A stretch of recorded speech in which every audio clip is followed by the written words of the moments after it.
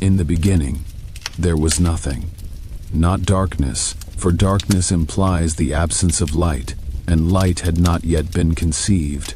Not silence, for silence suggests the possibility of sound, and sound was a dream that had not yet dared to dream itself.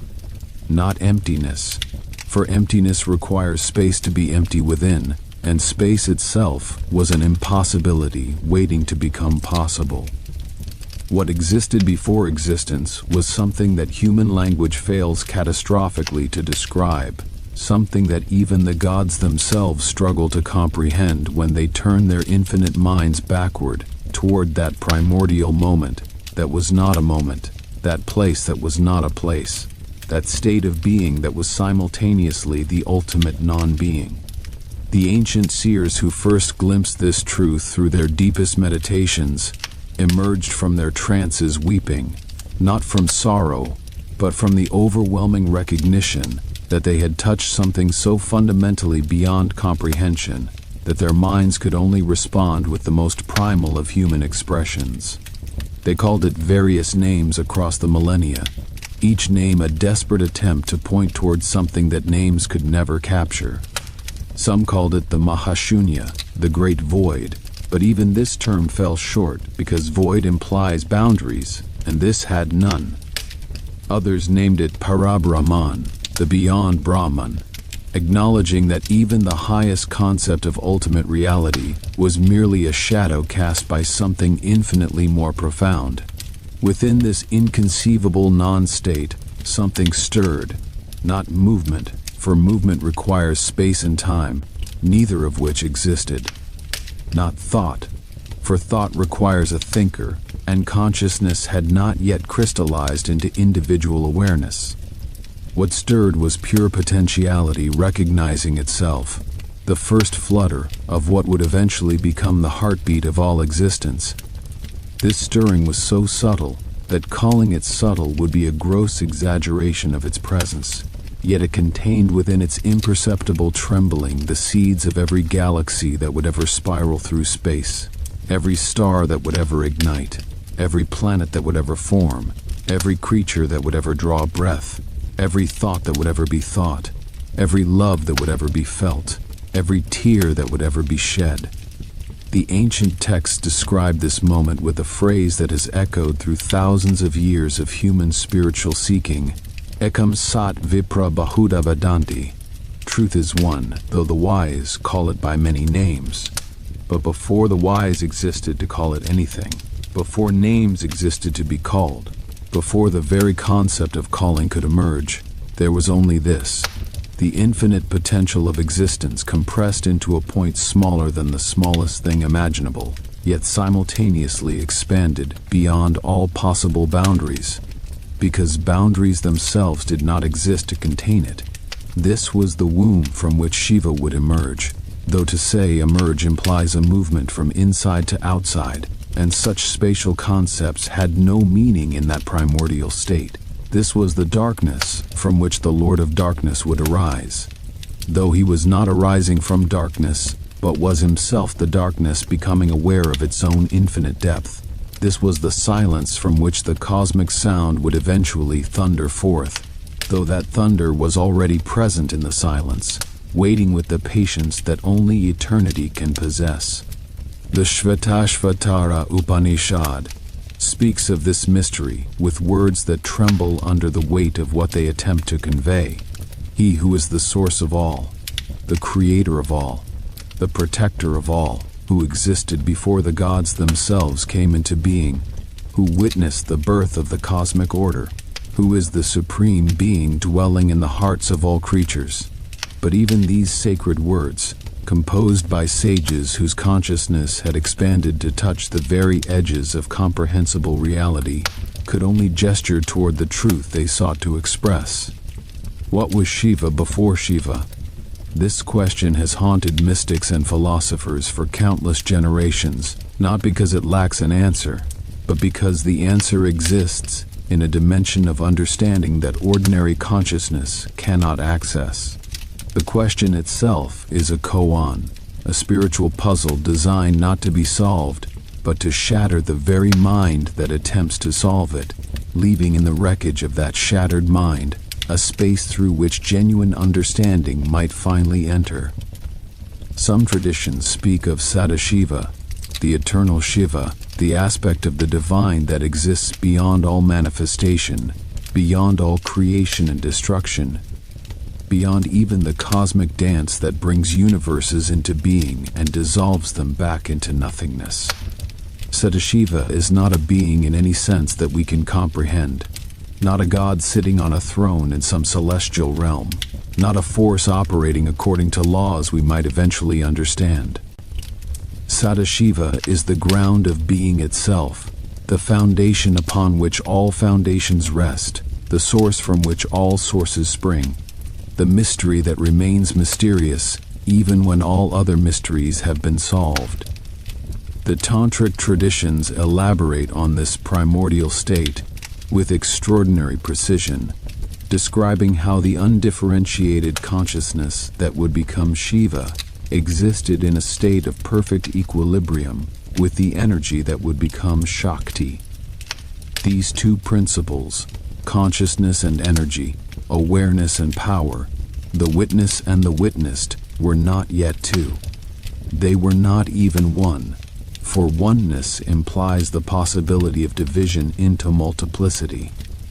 They existed in a state that the texts call Param Shiva, the Supreme Shiva, a state of such absolute unity that even the concept of unity fails to describe it.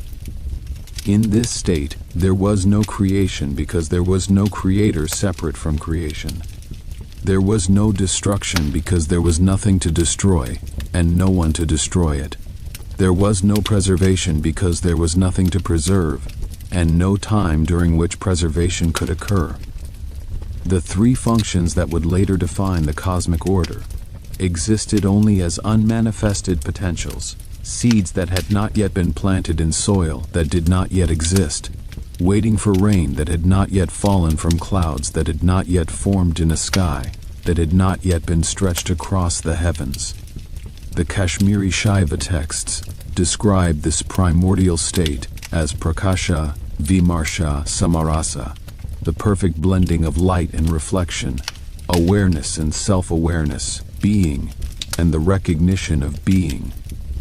In this state, consciousness was aware of itself, but this self-awareness did not create any division or separation. It was like a mirror reflecting itself in another mirror, creating an infinite regression of reflections that somehow remain perfectly unified, each reflection containing all other reflections, each image simultaneously the source and the result of all other images. The question that naturally arises in the human mind when contemplating such descriptions is, why did this perfect state ever change? If Param Shiva existed in absolute completeness, lacking nothing, desiring nothing, suffering nothing, why would manifestation ever occur? Why would the perfect stillness ever give rise to movement? Why would the eternal silence ever break into sound? Why would the infinite unity ever appear to fragment into the countless multiplicity of created existence? The answer that the traditions provide is itself a mystery wrapped in paradox. They say that the very nature of consciousness is to express itself, to know itself through manifestation, to experience itself through the apparent other. This is not a compulsion or a necessity in the ordinary sense, for Param Shiva is beyond all compulsion and necessity. It is rather what the texts call Svatantriya, absolute freedom, the freedom that is so complete that it includes the freedom to appear to limit itself, the freedom to seem to become bound, the freedom to play the cosmic game of hide and seek with itself. This play, this cosmic game, is what the traditions call Lila, and it is the reason why anything exists at all. Not because existence was necessary, not because creation served some purpose external to the creator, not because there was any lack in the primordial state that needed to be filled. Creation arose as the spontaneous overflow of infinite bliss, the natural expression of boundless creativity, the inevitable flowering of unlimited potential. It arose because that is what infinite consciousness does, not out of need but out of the sheer exuberance of being. But we are getting ahead of ourselves, speaking of creation, when we have not yet fully contemplated the state before creation. Let us return to that primordial darkness, that infinite silence, that boundless stillness, and let us attempt once more to feel our way into its incomprehensible depths. Imagine, if you can, a state of awareness without any object of awareness. Not awareness of darkness, not awareness of silence, not awareness of emptiness, but pure awareness itself.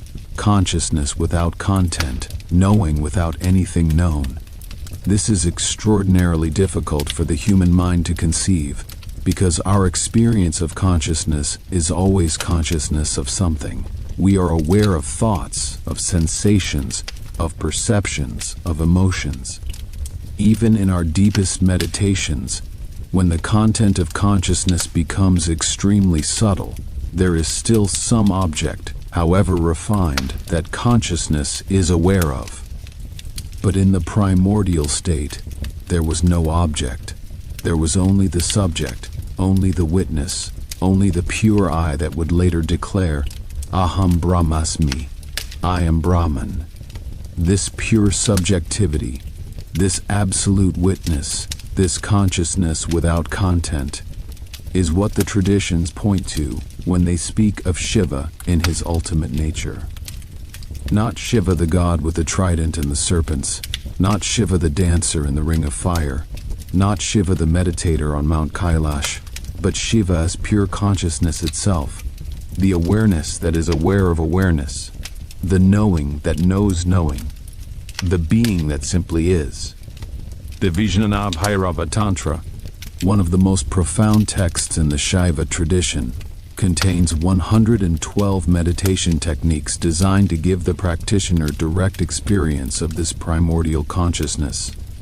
Each technique is a doorway into the state that existed before creation, a method for temporarily dissolving the boundaries of individual awareness and merging back into the infinite ocean from which all individual waves arise.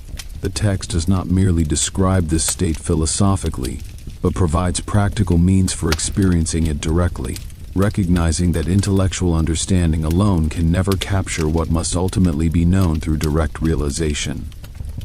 One of these techniques instructs the practitioner to contemplate the moment just before falling asleep, when waking consciousness has not yet fully dissolved but sleep has not yet fully arrived.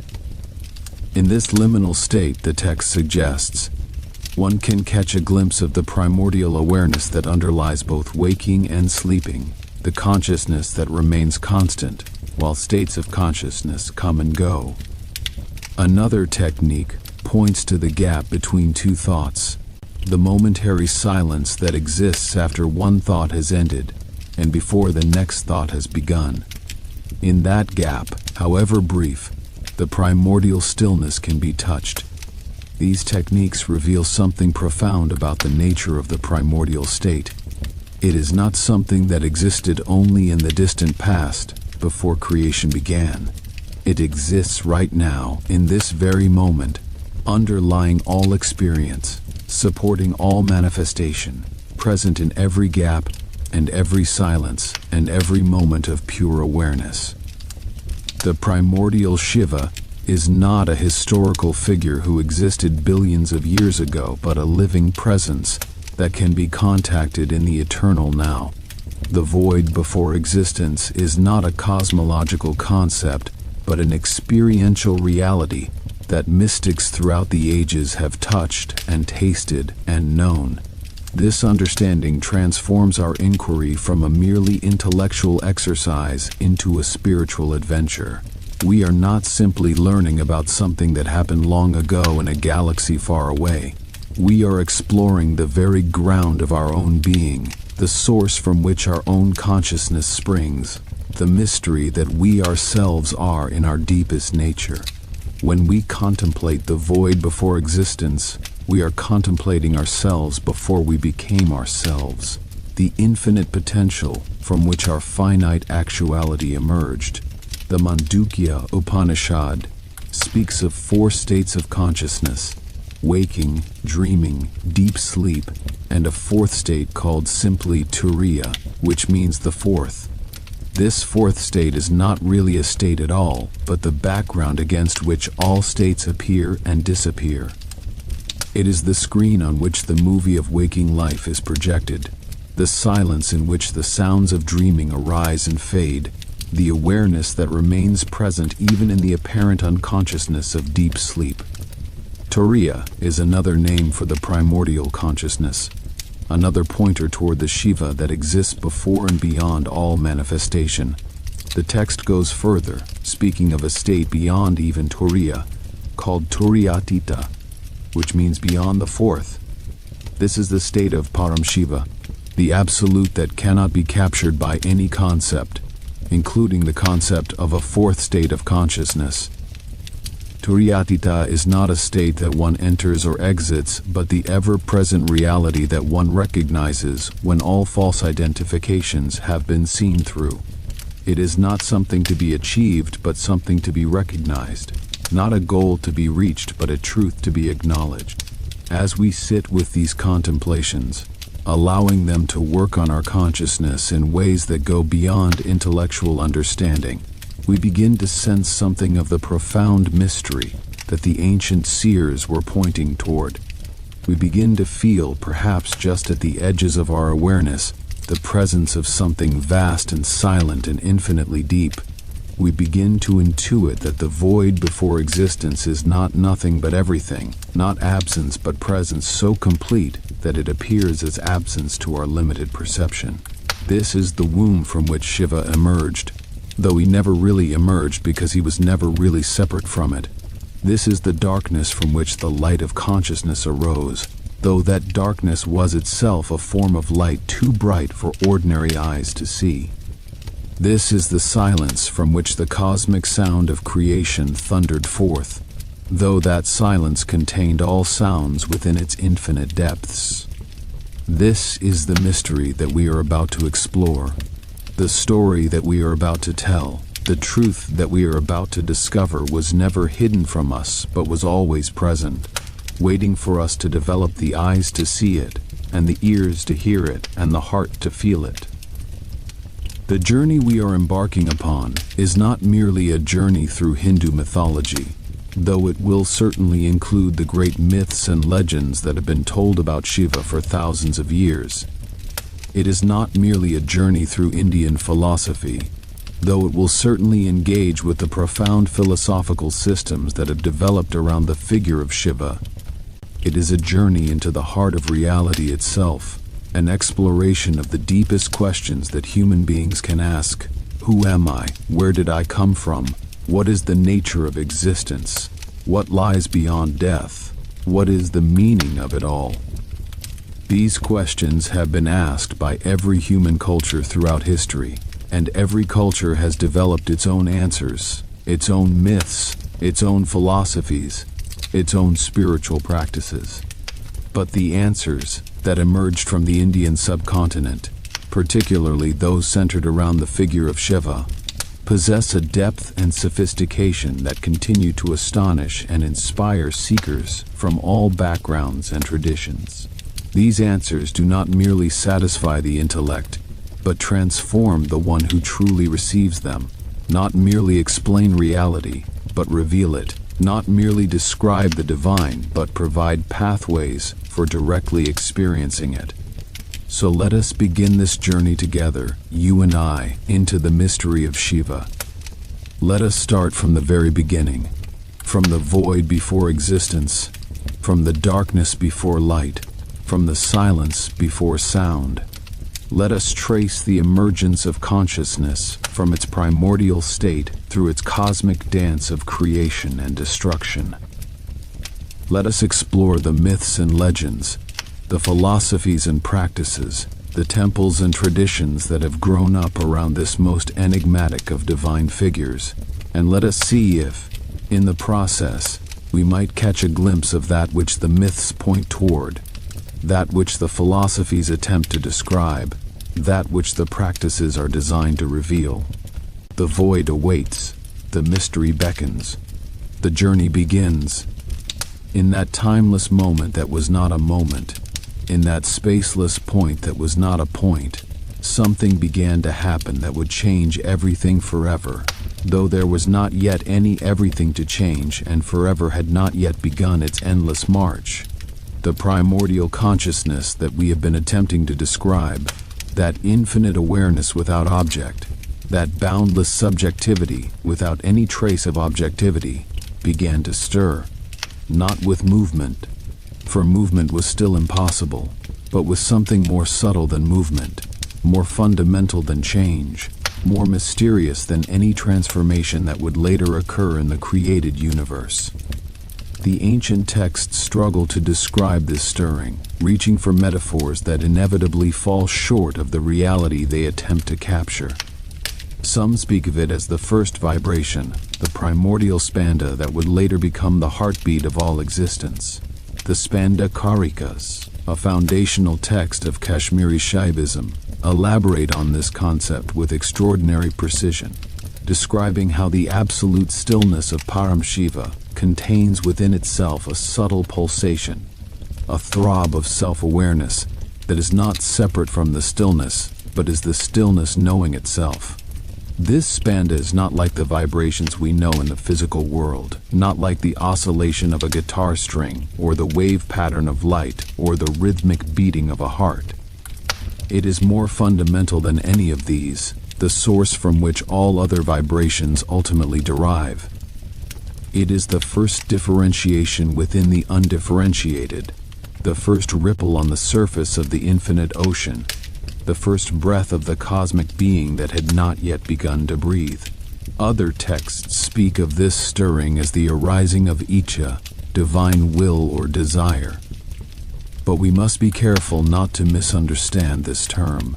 The desire that arose in the primordial consciousness was not like human desire, not a wanting born of lack, not a craving arising from incompleteness. It was rather the natural expression of infinite fullness, the spontaneous overflow of absolute bliss, the creative impulse that arises not because something is missing, but because abundance naturally seeks to share itself. The Shaiva Agamas describe this primordial desire as the desire of consciousness to know itself, to experience itself, to see itself reflected in the mirror of manifestation. This is the deepest answer to the question of why creation occurred at all. Not because the Absolute needed anything, not because there was any deficiency in the primordial state, but because the very nature of consciousness is to be conscious, and full consciousness includes consciousness of oneself. The universe, in this understanding, is the means by which the infinite comes to know itself through finite forms, the way the unlimited experiences itself through apparent limitations, the method by which the one becomes aware of itself through the appearance of the many. This stirring, this spanda, this arising of Ika, was the first moment of what would become Shiva in his manifested form. Not yet Shiva the god with specific attributes and characteristics, not yet Shiva the lord of yogis and the destroyer of worlds, but Shiva as the first movement of consciousness toward self-expression, the initial impulse that would eventually flower into the entire created universe. The tantric traditions describe this process with a technical vocabulary that attempts to map the stages of manifestation with philosophical precision. They speak of the descent of consciousness through a series of tattvas, or principles, each one representing a further step in the process by which the absolute becomes the relative, the infinite becomes the finite, the one becomes the many. The first of these tattvas is Shiva Tattva itself, the principle of pure consciousness, the I that is aware of itself as I, without any admixture of objectivity. From Shiva Tattva emerges Shakti Tattva, the principle of power or energy, the dynamic aspect of consciousness that enables it to act and create. Shiva and Shakti at this level are not yet two separate principles but two aspects of a single reality, like the heat and light of a flame, inseparable yet distinguishable. Shiva is the awareness, Shakti is the power of that awareness. Shiva is the witness, Shakti is the capacity to witness. Shiva is being, Shakti is the dynamism of being. The relationship between Shiva and Shakti at this primordial level is one of the most profound mysteries in all of Indian philosophy. They are not two gods who come together in union, like Zeus and Hera in Greek mythology. They are not even two principles that complement each other, like yin and yang in Chinese philosophy. They are more intimate than that, more unified, more fundamentally one. The texts say that Shiva without Shakti is Shava, a corpse, mere inert existence without the power to do or know or be anything. And Shakti without Shiva is blind force, energy without awareness, power without purpose.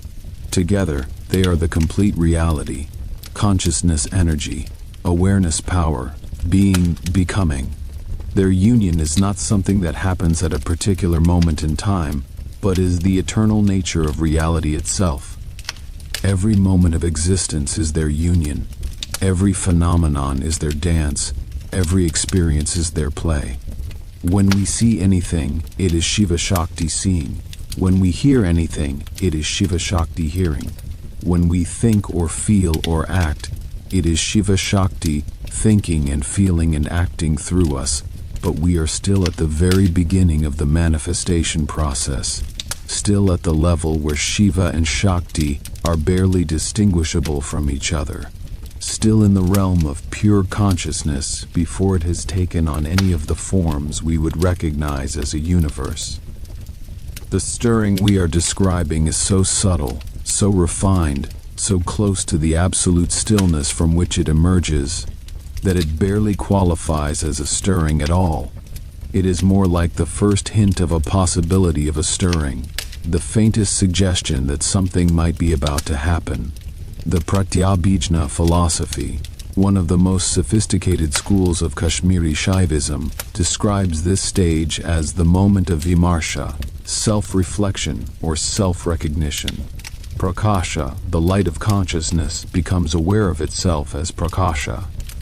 The witness recognizes itself as the witness. The I knows itself as I. This self-recognition is not a second thing added to consciousness, but is consciousness itself in its full nature. Consciousness that is not aware of itself is not really consciousness at all, just as light that does not illuminate is not really light. This vimarsha, this self-recognition, is the seed of all creation. In recognizing itself, consciousness creates the first distinction, the first duality, the first subject-object relationship. Even though at this level the subject and object are still the same consciousness, it is like looking in a mirror and seeing your own reflection. You and the reflection are not two different people, yet there is a distinction between the one who looks and the one who is seen. This distinction, multiplied and elaborated through countless levels of manifestation, eventually becomes the entire universe of apparently separate objects and beings. The Shiva Sutras, attributed to the sage Vasugupta, who is said to have received them directly from Shiva in a dream, begin with the Mahavakya, the great statement, Chaitanyam Atma, consciousness is the self. This simple declaration contains the entire teaching of Shaiva philosophy in seed form. The self that we seek, the ultimate reality that we long to know, the divine that we worship and pray to, is nothing other than consciousness itself.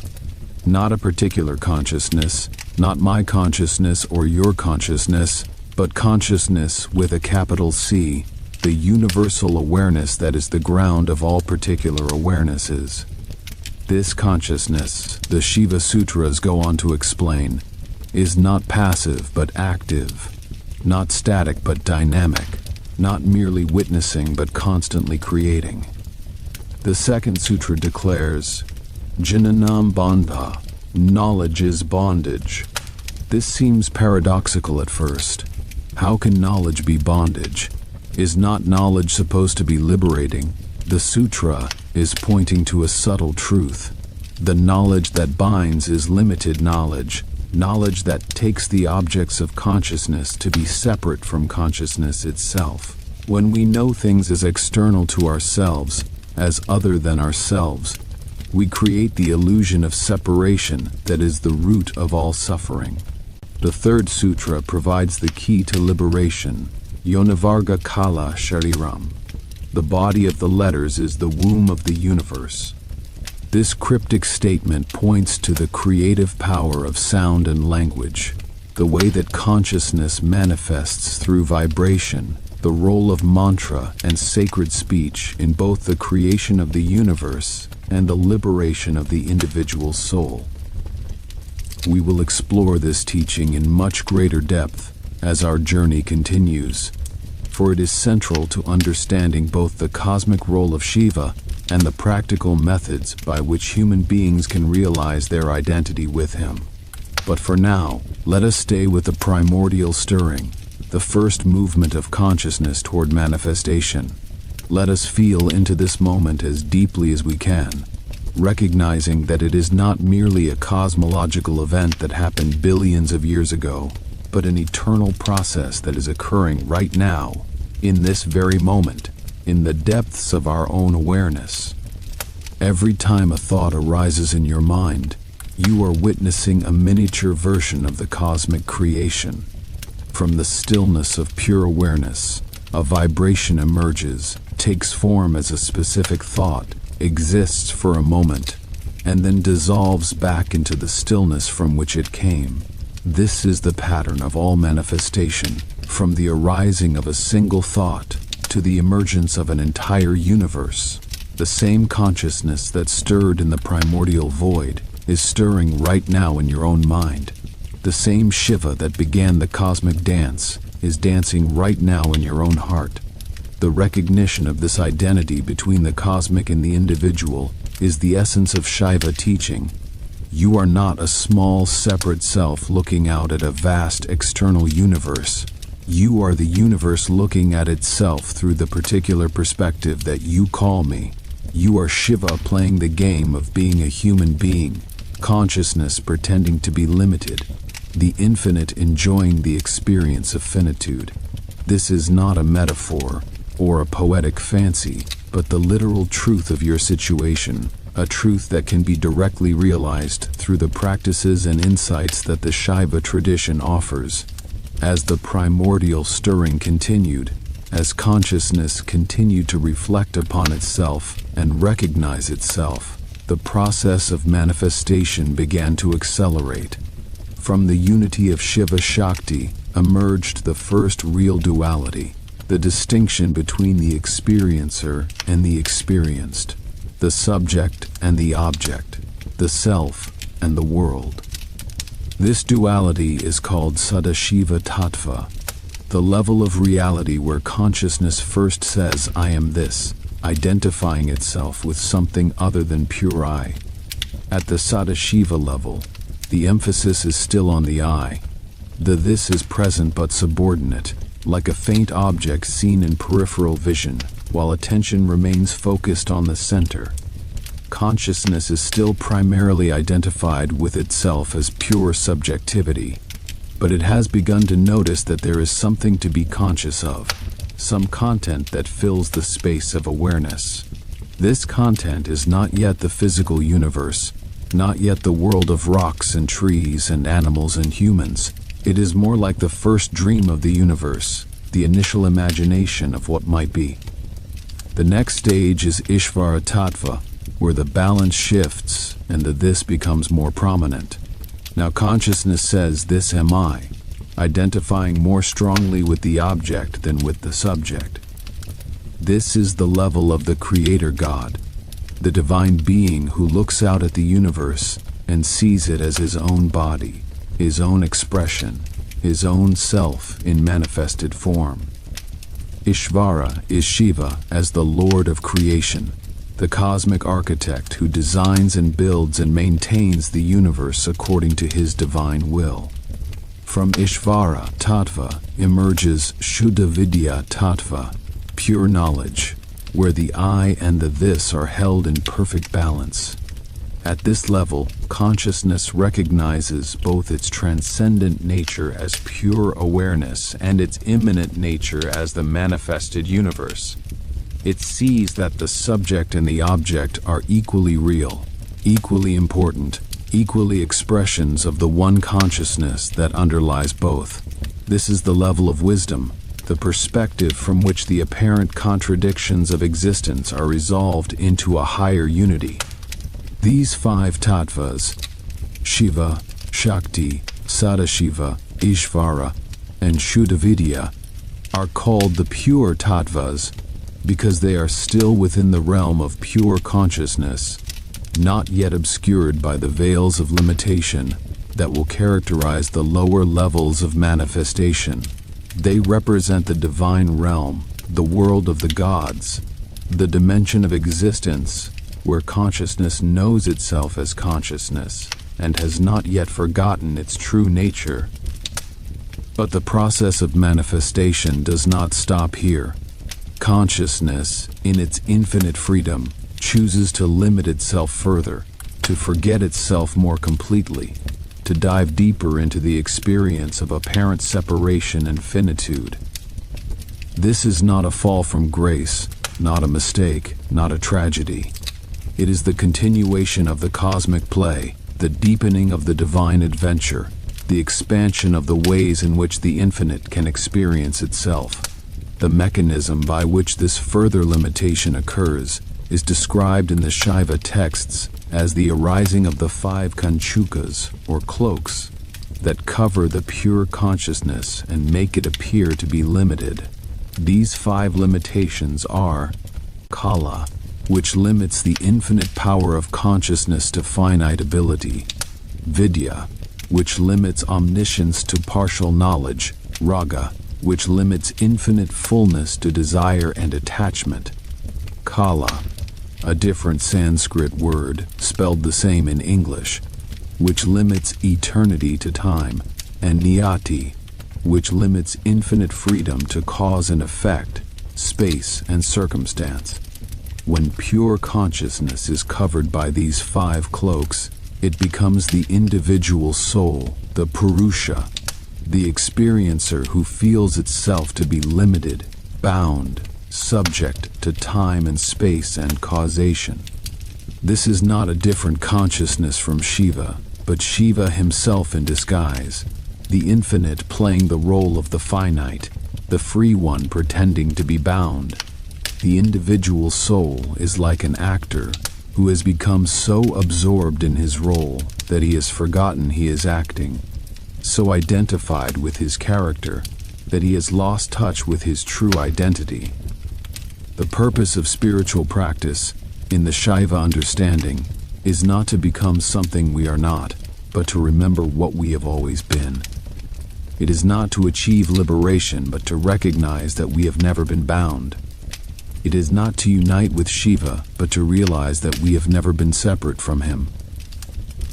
The journey of spiritual awakening is a journey of recognition, of remembrance, of removing the veils that obscure our true nature rather than adding anything new. This teaching is extraordinarily liberating when it is truly understood. It means that enlightenment is not something far away, not something that requires lifetimes of effort, not something reserved for special souls with extraordinary karma. It is available right here, right now, to anyone who is willing to look deeply enough into their own nature. The Shiva that we seek is not in some distant heaven, but in the very awareness that is reading these words. The consciousness that stirred in the primordial void is the same consciousness that is stirring in you right now, wondering about its own nature, seeking to know itself, longing to remember what it has always been. The Pratyabhijna philosophy takes its name from this recognition. Pratyabhijna means recognition or recognition, knowing again what was once known and then forgotten. The founder of this school, the great sage Somananda, taught that liberation is nothing but the recognition of one's identity with Shiva. No special practices are ultimately necessary, no elaborate rituals, no years of austerity, just recognition. just seeing what is already the case, just waking up from the dream of separation into the reality of unity. Of course, this recognition is not always easy to achieve. The habits of limitation are strong. The veils of ignorance are thick. The identification with the finite self is deeply ingrained. This is why the tradition also offers practices, methods, techniques for gradually thinning the veils and preparing the mind for the moment of recognition. These practices are not the cause of liberation, but the removal of obstacles to liberation. They do not create the light, but clean the windows, so the light that is always shining can finally be seen. As we continue our journey through the emergence of Shiva and the creation of the universe, we will explore many of these practices and the philosophical frameworks that support them. We will see how the cosmic process of manifestation is mirrored in the individual process of spiritual development, how the descent of consciousness into matter is reversed in the ascent of the soul toward liberation, how the dance of Shiva that creates the universe is the same dance that, when recognized, dissolves the illusion of separation and reveals the eternal truth of unity. But for now, let us simply rest in the wonder of what we have contemplated. The void before existence, pregnant with infinite potential. The first stirring of consciousness, the primordial spanda that would become the heartbeat of all creation. The emergence of Shiva and Shakti, consciousness and energy. The divine couple whose eternal union is the source of all that is. The descent through the pure tattvas. The arising of the individual soul. The forgetting that makes the game of existence possible. This is the story of how you came to be here, reading these words, wondering about the nature of reality. This is the story of how consciousness became you, how the infinite became finite, how Shiva became the seeker, seeking Shiva. And this is the story of how you will eventually remember, how the finite will recognize its infinity, how the seeker will discover that what was sought was never lost. The stirring continues, the dance goes on. And we are just beginning to hear the music. From the primordial stirring, from the first subtle vibration of consciousness recognizing itself, there emerged something that would become the very fabric of existence. Sound. Not sound as we ordinarily understand it, not the mechanical vibration of air molecules striking our eardrums, but sound in its most fundamental sense, the primordial vibration that underlies all phenomena, the cosmic frequency from which all other frequencies derive.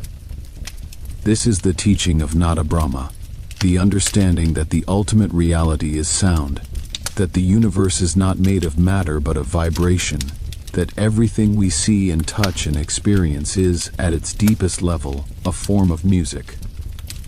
The ancient seers who discovered this truth did not arrive at it through scientific instruments or mathematical calculations. They discovered it through the most direct form of investigation possible. They turned their attention inward, stilled the noise of their minds, and listened. In the profound silence of deep meditation, they heard something extraordinary. They heard the sound of silence itself, the vibration that exists even when all other vibrations have ceased, the cosmic hum that is the background music of existence. This sound they called anahatanada, the unstruck sound, the sound that is not produced by any physical cause, the sound that simply is. Unlike all other sounds which are produced by the striking together of two objects, the anahatanada has no external cause. It is self-existent, self-sustaining, eternal.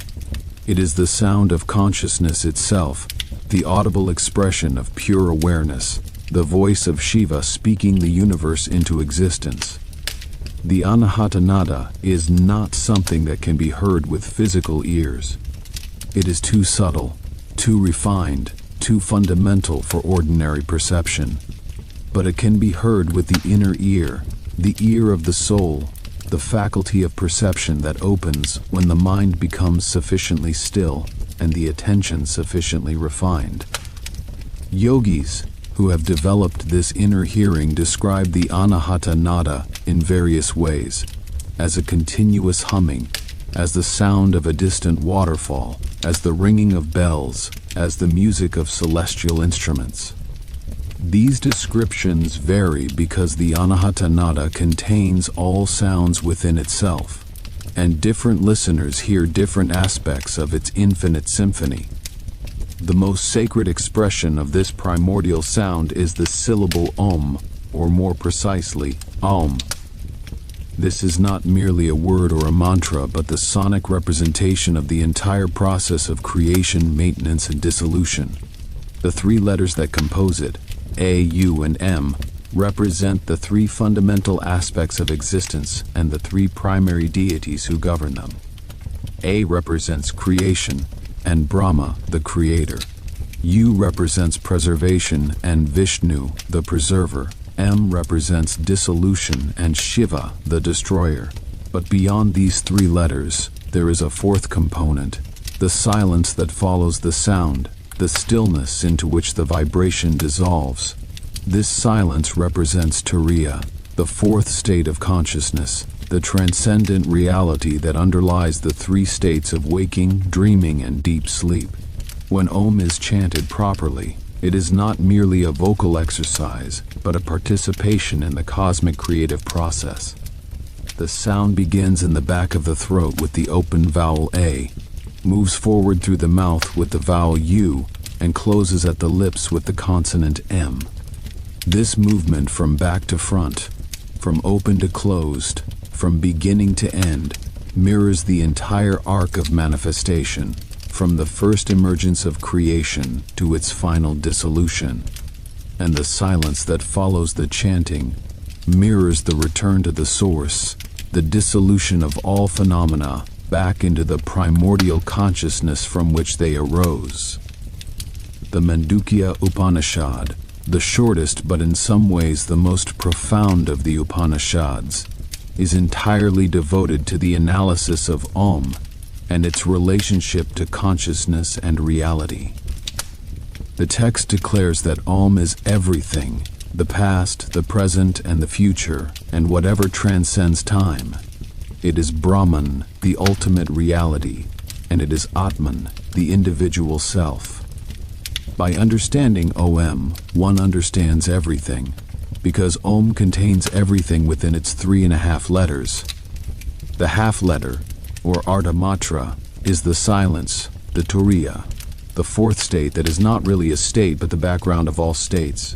This half letter is particularly associated with Shiva, who is often called the Lord of Silence, the one who dwells in the space between sounds, the consciousness that remains when all vibration has ceased. In the Shaiva understanding, the silence is not the absence of sound, but the presence of infinite sound, not emptiness, but fullness, not nothing but everything in its unmanifested potential. The relationship between sound and creation is elaborated in extraordinary detail in the tantric texts, which describe how the universe emerges through a series of increasingly gross vibrations, each level of manifestation corresponding to a particular frequency or quality of sound. At the highest level is paravak, supreme speech, the level of pure consciousness where sound exists only as undifferentiated potential. This is the level of Shiva himself, the silent source from which all sound emerges. From Paravak emerges Pashyanti Vak, the seeing speech, where sound begins to take on form but has not yet become differentiated into specific words or meanings. This is the level of pure vision, where consciousness sees the entire universe as a single, unified whole, where all words and all meanings exist simultaneously in a state of perfect integration. Pashyanti is associated with the heart center, the Anahata chakra, which is also the seat of the unstruck sound. From Pashyanti emerges Madhyamavak, the middle speech, where sound becomes mental, where words and meanings begin to differentiate, where the unity of Pashyanti breaks into the multiplicity of thought. This is the level of the thinking mind, where we formulate ideas and construct sentences, where language exists as internal dialogue before it is spoken aloud. Madhyama is associated with the throat center, the Vishuddha chakra, the gateway between the inner world of thought and the outer world of expression. Finally, from Madhyama emerges Vaikari Vak, the corporeal speech, the level of physical sound that we produce with our vocal cords and hear with our ears. This is the grossest level of speech, the most limited, the most bound by the constraints of time and space. Yet even Vaikari contains within it the power of all the higher levels, for every spoken word is ultimately rooted in the silence of Paravak. Every physical vibration is an expression of the primordial nada. This understanding of the levels of speech has profound implications for spiritual practice.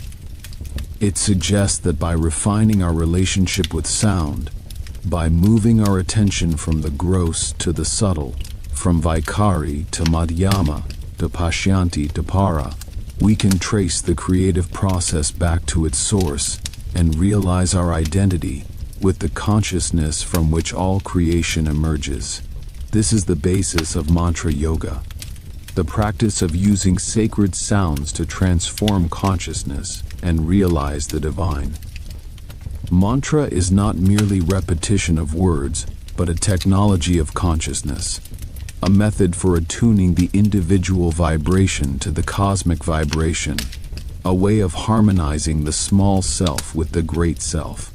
When a mantra is repeated with proper understanding and attention, it creates a resonance between the practitioner and the level of reality that the mantra represents.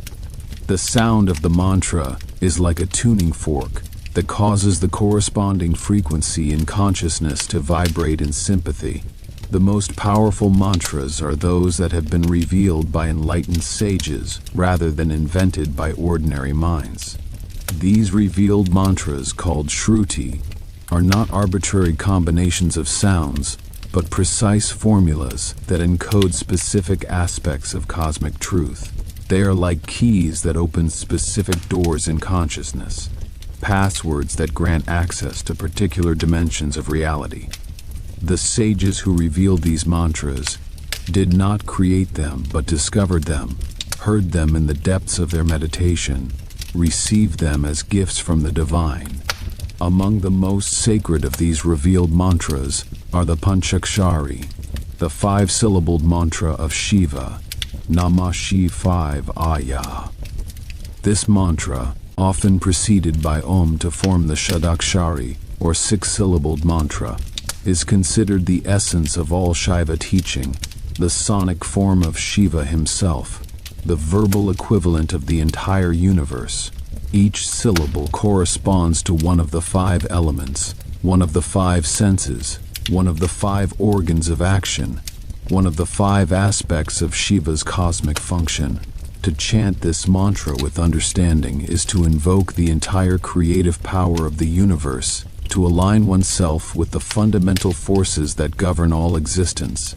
The sodium represents earth, the solid foundation of material existence, the principle of stability and support. It corresponds to the sense of smell and the organ of excretion, the most basic and grounding aspects of embodied life. In terms of Shiva's function, sodium represents his role as the foundation of all existence, the ground upon which everything rests. The M&A represents water, the fluid principle that enables movement and change, the element of emotion and relationship. It corresponds to the sense of taste and the organ of generation, the aspects of life concerned with pleasure and procreation. In terms of Shiva's function, Ma represents his role as the source of all life, the cosmic womb from which all beings emerge.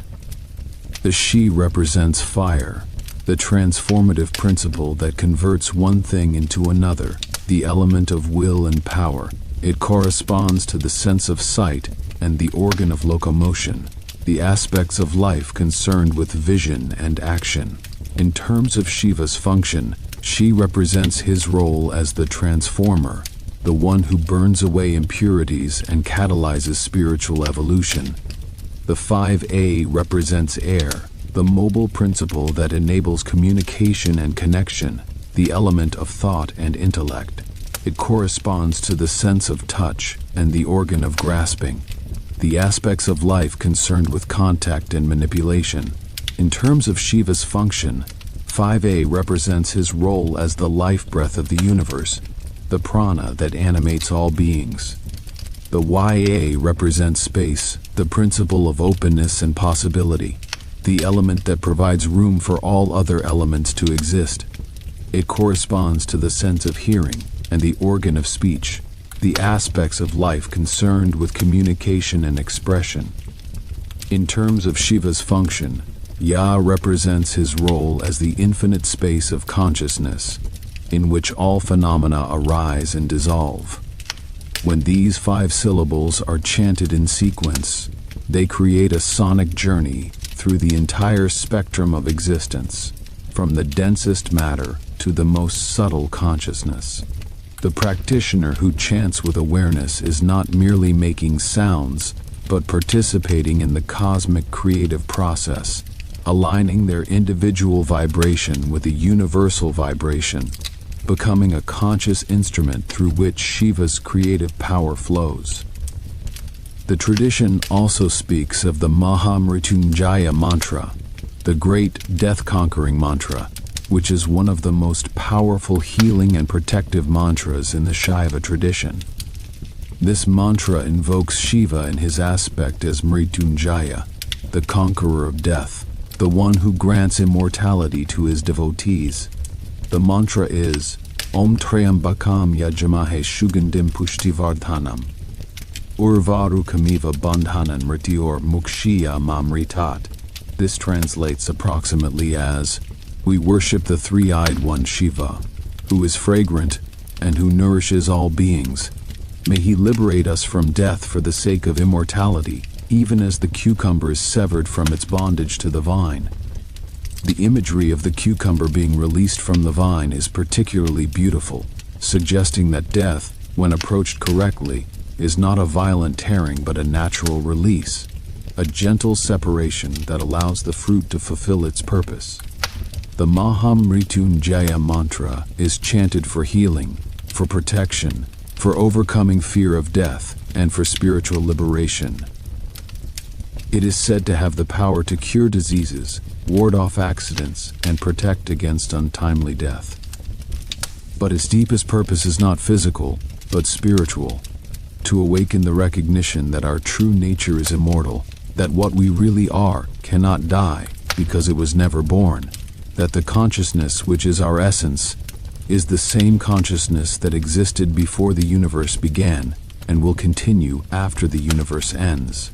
The science of sacred sound extends beyond mantras to include music, which in the Indian tradition is considered a form of yoga, a path to divine realization. The classical music of India, both Hindustani in the north and Carnatic in the south, is rooted in the understanding that certain combinations of notes, certain melodic patterns, certain rhythmic structures have the power to evoke specific states of consciousness, to invoke particular deities, to create particular effects in the listener and the environment. The raga system, which is the foundation of Indian classical music, is based on the recognition that different combinations of notes correspond to different times of day, different seasons, different emotional states, different aspects of the divine. A raga is not merely a scale but a living entity, a sonic personality with its own character and mood. To perform a raga correctly is not just to play the right notes, but to invoke the presence of the raga, to allow it to manifest through the musician, to become a channel for its expression. Many ragas are specifically associated with Shiva and are performed as acts of worship and devotion. The raga Bhairav, for example, is associated with Shiva in his fierce aspect as Bhairava, the terrifying one. It is traditionally performed in the early morning, in the liminal time between night and day, when the boundaries between worlds are thin and the presence of the divine is most palpable. The mood of Bhairav is serious, intense, devotional, evoking the awe and reverence appropriate to approaching the Lord of the universe. The Raga Shiva Ranjani, as its name suggests, is designed to please Shiva, to delight him with its beauty, to draw his attention and his grace. It is a raga of devotion and longing, expressing the soul's desire for union with the divine, the lover's yearning for the beloved.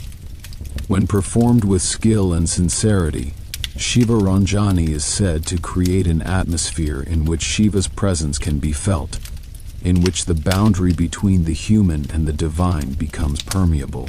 The connection between sound and Shiva is also expressed through the damaru, the small hourglass-shaped drum that Shiva holds in one of his hands in his iconic form as Nataraja, the lord of the dance. The damaru is not merely a musical instrument, but a symbol of the creative power of sound, the primordial vibration from which the universe emerges.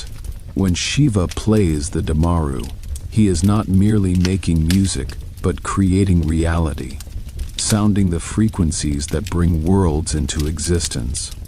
The legend says that when Shiva performed his cosmic dance at the end of a great cycle of creation, he sounded his damaru 14 times, and from these 14 sounds emerged the Maheshvara Sutras, the foundational phonemes of the Sanskrit language. These 14 sutras contain all the sounds of Sanskrit, arranged in a specific order that encodes the entire structure of the language and, by extension, the entire structure of reality. The great grammarian Panini used these sutras as the basis for his Ashtadhyayi, the most comprehensive and sophisticated grammar ever composed, which describes the Sanskrit language with mathematical precision. This legend reveals the profound connection in Indian thought between language, reality, and the divine. Sanskrit is not considered merely a human invention, but a divine revelation, a language that reflects the structure of consciousness itself. The sounds of Sanskrit are not arbitrary but correspond to specific energies, specific aspects of reality, specific dimensions of consciousness. To speak Sanskrit correctly is to participate in the creative power of Shiva, to sound the frequencies that shape reality. This understanding extends to the written form of Sanskrit as well. The Devanagari script, in which Sanskrit is traditionally written, is called the script of the gods, and each letter is considered a form of the divine. The letter A is identified with Shiva, the letter Ha with Shakti, and the entire alphabet is seen as the body of the divine, the visual representation of the cosmic sound.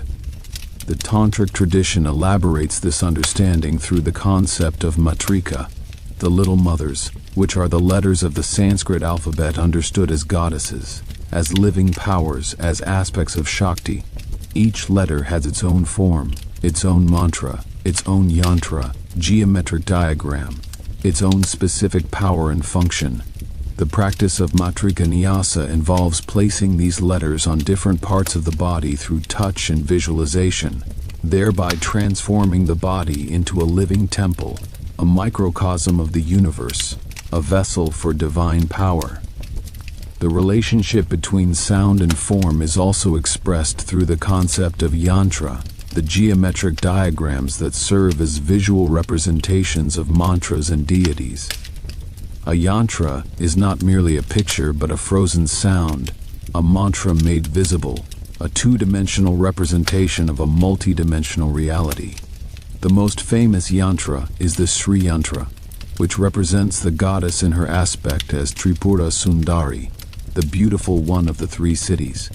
This yantra, composed of 9 interlocking triangles, surrounded by lotus petals and a square frame, is considered the visual equivalent of the entire universe, the geometric expression of the cosmic creative process. Shiva has his own yantras, geometric forms that represent his various aspects and powers.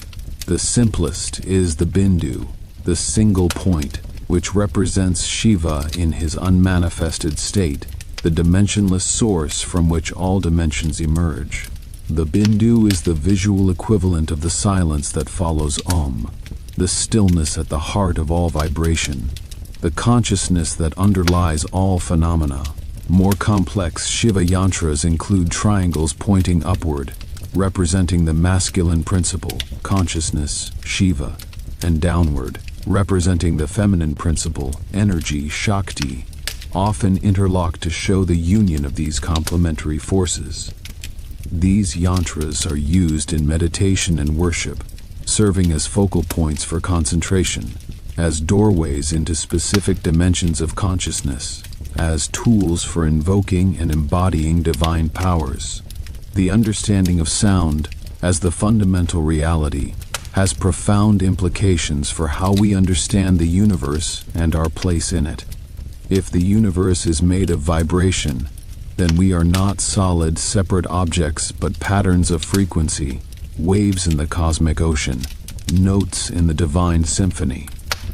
Our apparent solidity is an illusion created by the limitations of our perception, like the apparent solidity of a spinning fan blade that is actually mostly empty space. This understanding is remarkably consistent with modern physics, which has discovered that matter is not solid but is composed of atoms that are themselves mostly empty space, with tiny particles that are themselves not really particles but probability waves, patterns of energy, vibrations in quantum fields.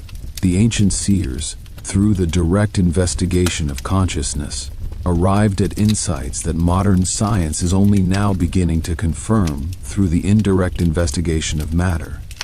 But the Shiva understanding goes further than physics, for it recognizes that the vibrations that constitute reality are not merely physical but conscious.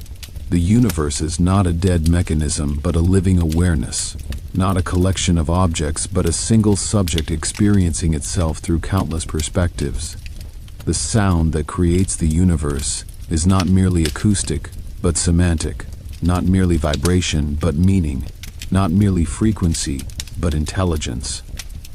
This is why mantra works, why sacred sound has the power to transform consciousness and reality. When we chant a mantra, we are not merely making noise but participating in the creative power of consciousness, aligning our individual vibration with the cosmic vibration, becoming instruments through which the divine expresses itself. The sound we make with our voices is connected, through the levels of Vaikari, Madhyama, Pashyanti, and Para, to the primordial sound that creates and sustains the universe.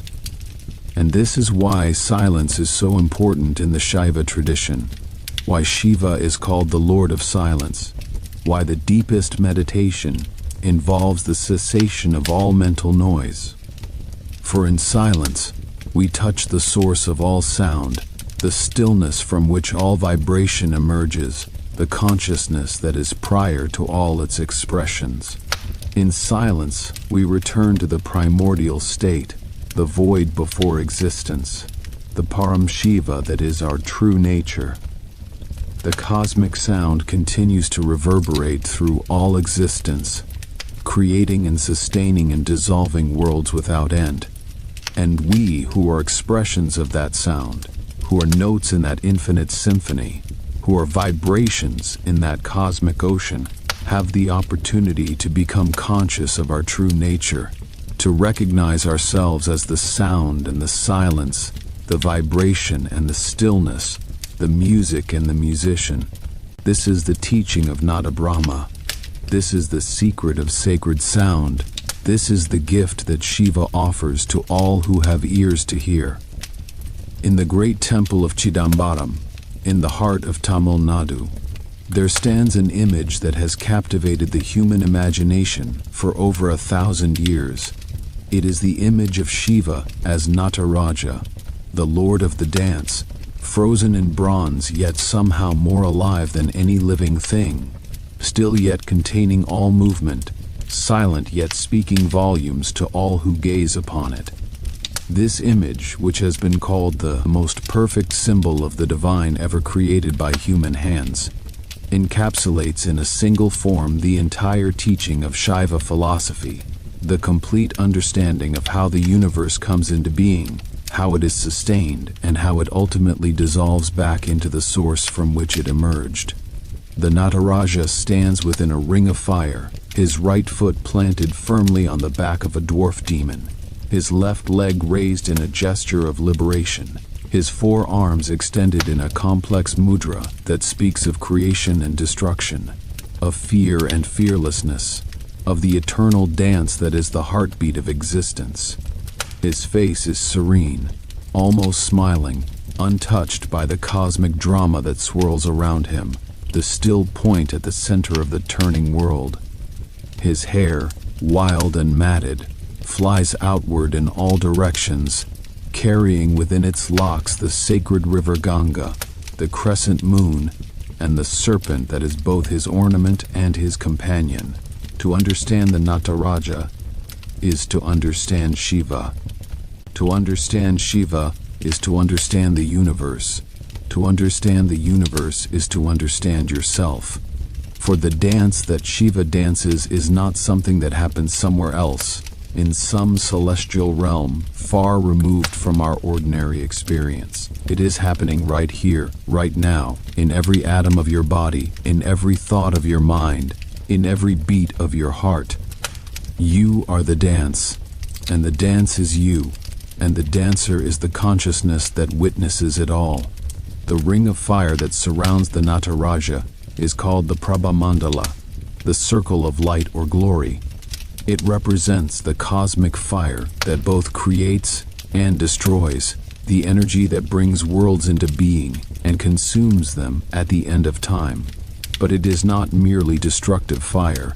It is also the fire of knowledge, the light of awareness, the illumination that dispels the darkness of ignorance. The ring of fire is the boundary of the universe, the edge of manifestation, the limit beyond which lies only the infinite consciousness of Shiva himself. Within this ring, Shiva dances his eternal dance, and his dance has 5 aspects, 5 functions, 5 cosmic activities that together constitute the complete cycle of existence. These 5 functions are called the Panchakriya, and they are Srishti, creation, Sthiti, preservation, Samhara, destruction, Tirobhava, concealment, and Anugraha, grace or revelation. Every moment of existence involves all 5 of these functions. Every phenomenon is the result of their interplay. Every experience is a participation in the cosmic dance. Srishti, creation, is represented by the drum that Shiva holds in his upper right hand. This is the Damaru, the hourglass-shaped drum whose sound is the primordial vibration from which all creation emerges. When Shiva beats the Damaru, he sounds the frequencies that bring worlds into being, the cosmic rhythms that organize chaos into order, the divine music that calls existence out of non-existence. The Damaru is shaped like 2 triangles joined at their points, representing the union of Shiva and Shakti, consciousness and energy, the masculine and feminine principles whose interaction is the source of all creation. The sound of the Damaru is not merely acoustic but semantic, not merely vibration but meaning. It is the sound of Om, the primordial syllable that contains all other syllables. It is the sound of the Maheshvara Sutras, the 14 phonemes from which the Sanskrit language emerges. It is the sound of the Vedas, the eternal knowledge that exists before and beyond all created things. When Shiva beats his drum, he is not merely making noise but speaking the universe into existence, uttering the words that become worlds. Sthiti, preservation, is represented by the Abhaya Mudra, the gesture of fearlessness, made by Shiva's lower right hand. The palm faces outward, the fingers point upward, and the message is clear: fear not. This gesture represents Shiva's function as the protector and sustainer of the universe, the one who maintains the cosmic order, who ensures that the laws of nature continue to operate, who preserves the creation that his drum has brought into being. But the Abhaya Mudra is more than just a promise of protection. It is also a teaching about the nature of fear itself. Fear arises from the illusion of separation, from the belief that we are small, vulnerable selves in a vast, threatening universe. When we recognize our true nature as Shiva, as the consciousness that creates and sustains and dissolves all things, fear becomes impossible. What is there to fear when you are everything? Who can threaten you when there is no other? The Abhaya Mudra is not just Shiva's promise to protect us, but his invitation to recognize that we are him, that we have always been him, that the protection we seek is our own true nature. Samhara, destruction, is represented by the fire that Shiva holds in his upper left hand. This fire is called Agni, and it is the cosmic fire that consumes all things at the end of time, the fire of dissolution that reduces the universe to ashes, the fire of transformation that destroys the old to make way for the new. But this destruction is not evil or tragic, it is necessary and ultimately benevolent. Without destruction, there could be no creation. Without death, there could be no life. Without the dissolution of the old, there could be no emergence of the new. The fire of Samhara is also the fire of knowledge, the light of awareness that burns away ignorance and reveals the truth. When Shiva holds the fire, he is not merely threatening destruction, but offering illumination. The same fire that consumes the universe at the end of time is the fire that consumes our illusions in the moment of awakening. The same destruction that ends worlds is the destruction that ends our bondage. Samhara is not something to be feared but something to be embraced, for it is the doorway to liberation. Tirabhava, concealment, is represented by the dwarf demon upon whom Shiva's right foot is planted. This demon is called Apasmara, which means forgetfulness or ignorance. He represents the force that causes us to forget our true nature, to become identified with our limited selves, to believe that we are separate from the divine. Apasmara is not an external enemy, but an internal tendency, the habit of consciousness to become absorbed in its own creations and forget that it is the creator. Shiva's foot upon Apasmara represents his mastery over ignorance, his transcendence of forgetfulness, his eternal remembrance of his own true nature. But notice that Shiva does not destroy Apasmara, he merely subdues him. This is because ignorance is necessary for the cosmic play. Without forgetting, there could be no remembering. Without concealment, there could be no revelation. Without the illusion of separation, there could be no joy of reunion. Tirabhava is not a mistake or a flaw in the cosmic design, but an essential element of the divine game. Anugraha, grace or revelation, is represented by Shiva's raised left foot and the gesture of his lower left hand, which points toward the raised foot.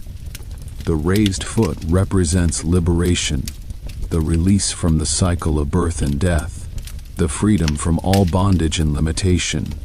The hand pointing toward the foot is the Gajahasta Mudra, the elephant trunk gesture, which represents the removal of obstacles and the bestowal of grace.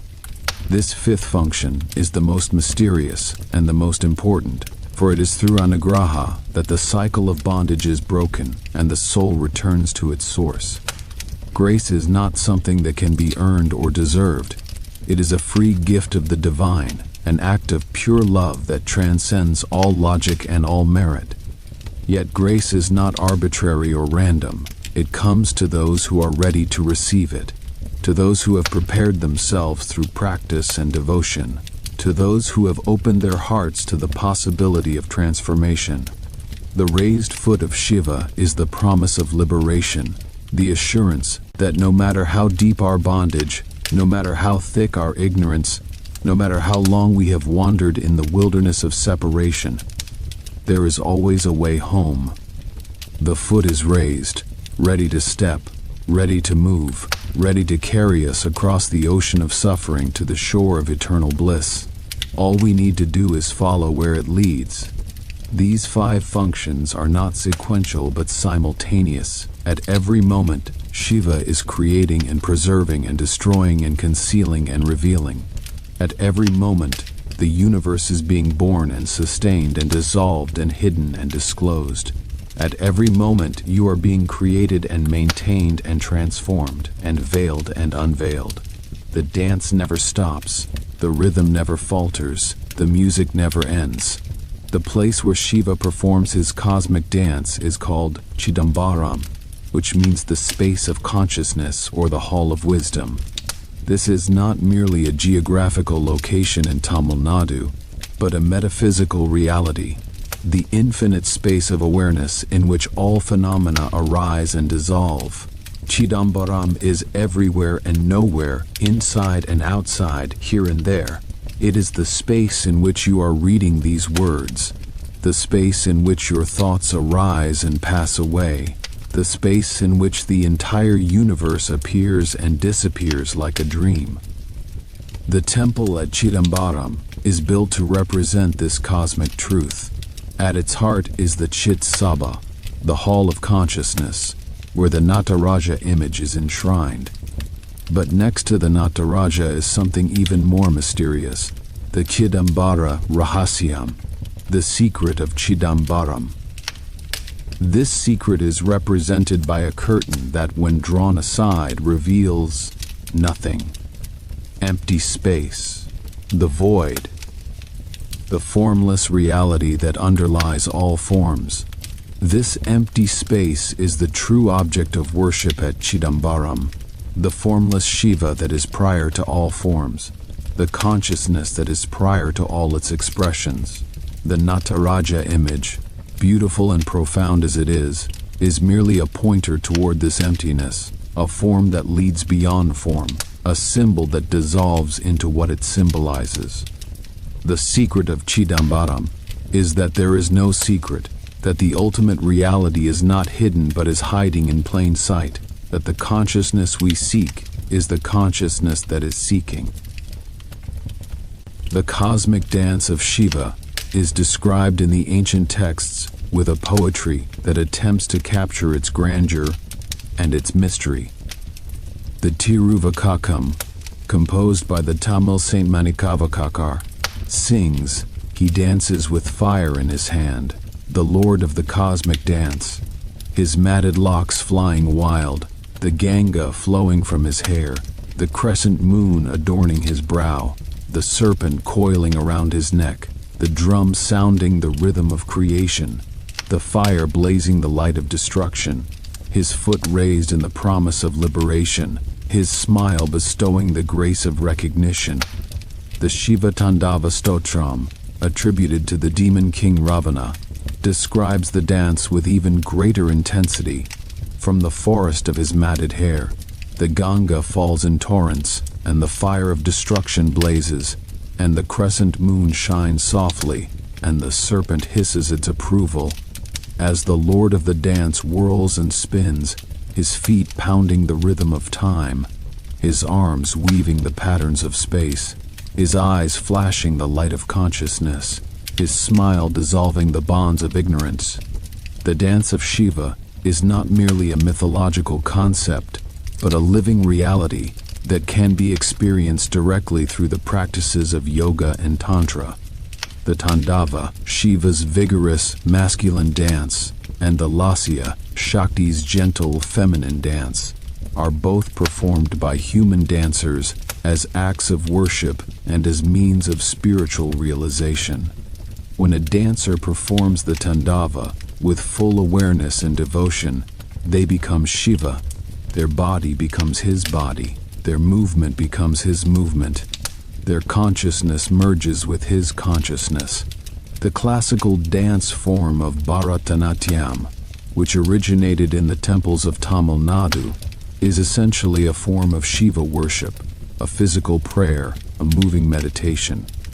Every gesture, every step, every expression is codified and meaningful, representing aspects of the divine, telling stories of the gods, invoking the presence of the sacred.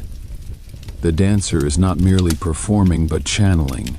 not merely moving but being moved, not merely expressing but being expressed. The rhythm of the dance is the rhythm of the universe, the pulse of creation and destruction, the heartbeat of Shiva himself.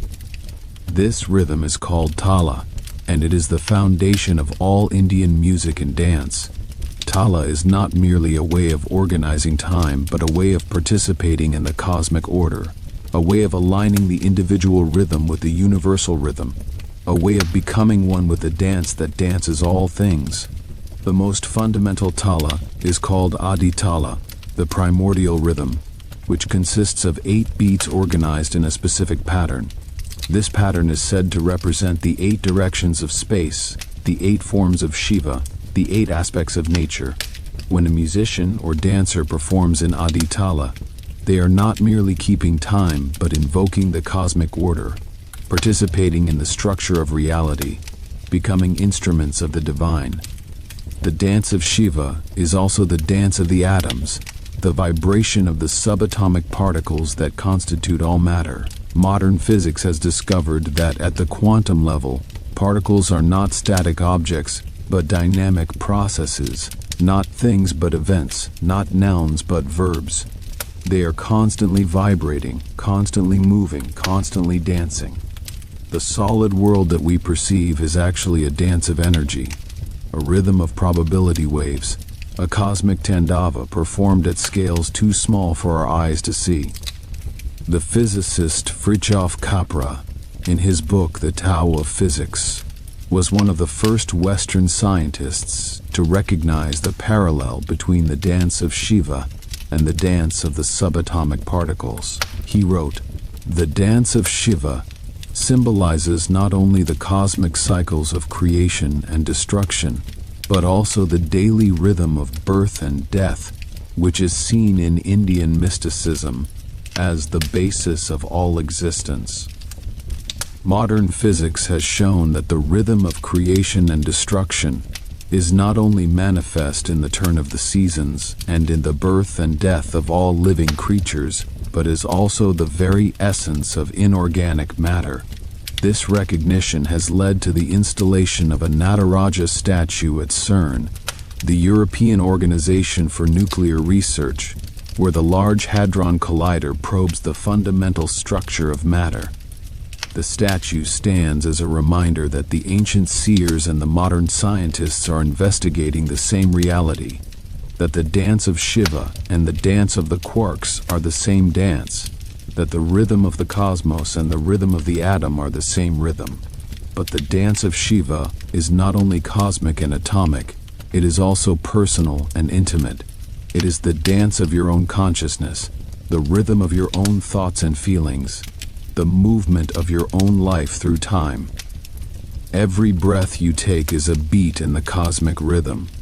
Every thought you think is a step in the cosmic dance. Every heartbeat echoes the primordial pulse that Brahma set in motion when he first opened his 4 mouths and spoke the universe into being. You are not separate from this cosmic symphony. You are an instrument within it, playing your unique melody while harmonizing with the infinite orchestra of existence. The dance of creation never truly ends. It transforms, evolves, spirals upward through dimensions of increasing complexity and beauty. When Brahma's consciousness first stirred within the golden egg, it was not merely the beginning of the universe. It was the beginning of an eternal conversation between awareness and manifestation, between the dreamer and the dream, between the infinite potential and its countless expressions. Consider for a moment the extraordinary journey that brought you to this precise instant.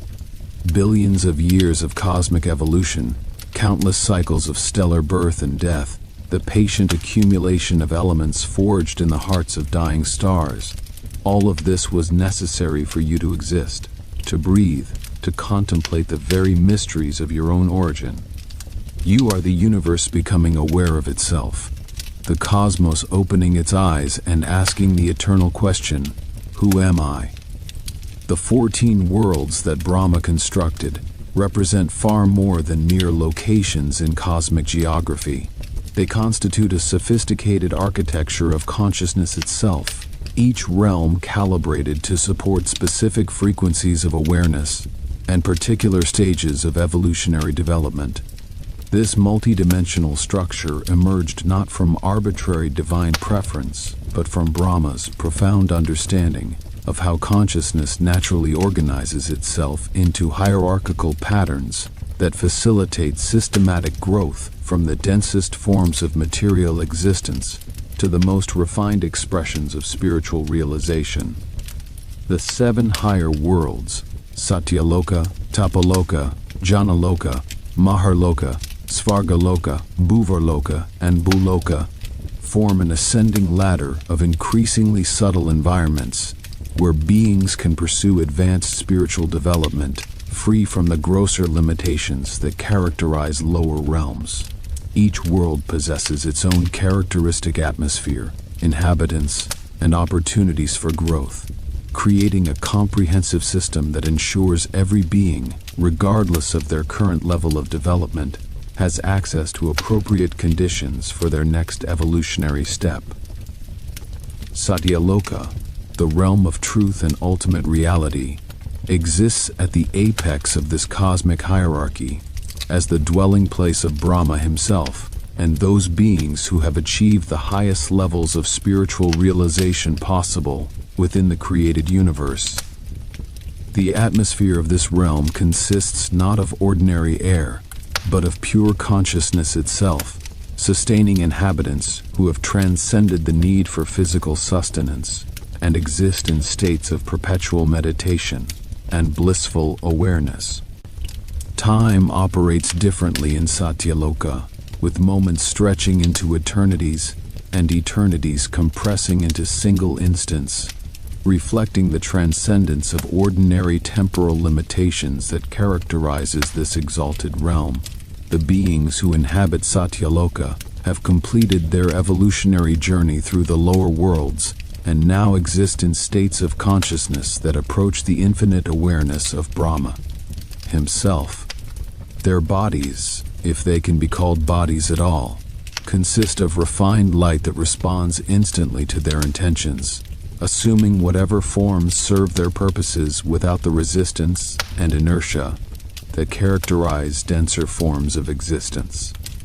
Communication in this realm occurs through direct transmission of consciousness, with thoughts and insights flowing between beings without the mediation of language or symbolic representation. Tapaloka, the realm of austerity and spiritual discipline, serves as the penultimate stage in the ascending hierarchy, providing conditions ideally suited for the most intensive forms of spiritual practice. The inhabitants of this world have mastered the preliminary stages of spiritual development and now engage in practices of such intensity and duration that they would be impossible to sustain in lower realms. The environment itself supports these practices, with cosmic energies flowing through the atmosphere that amplify the effects of meditation and accelerate the transformation of consciousness. The sages who dwell in Tapaloka have renounced all attachment to personal comfort and pleasure, dedicating themselves entirely to the pursuit of ultimate realization.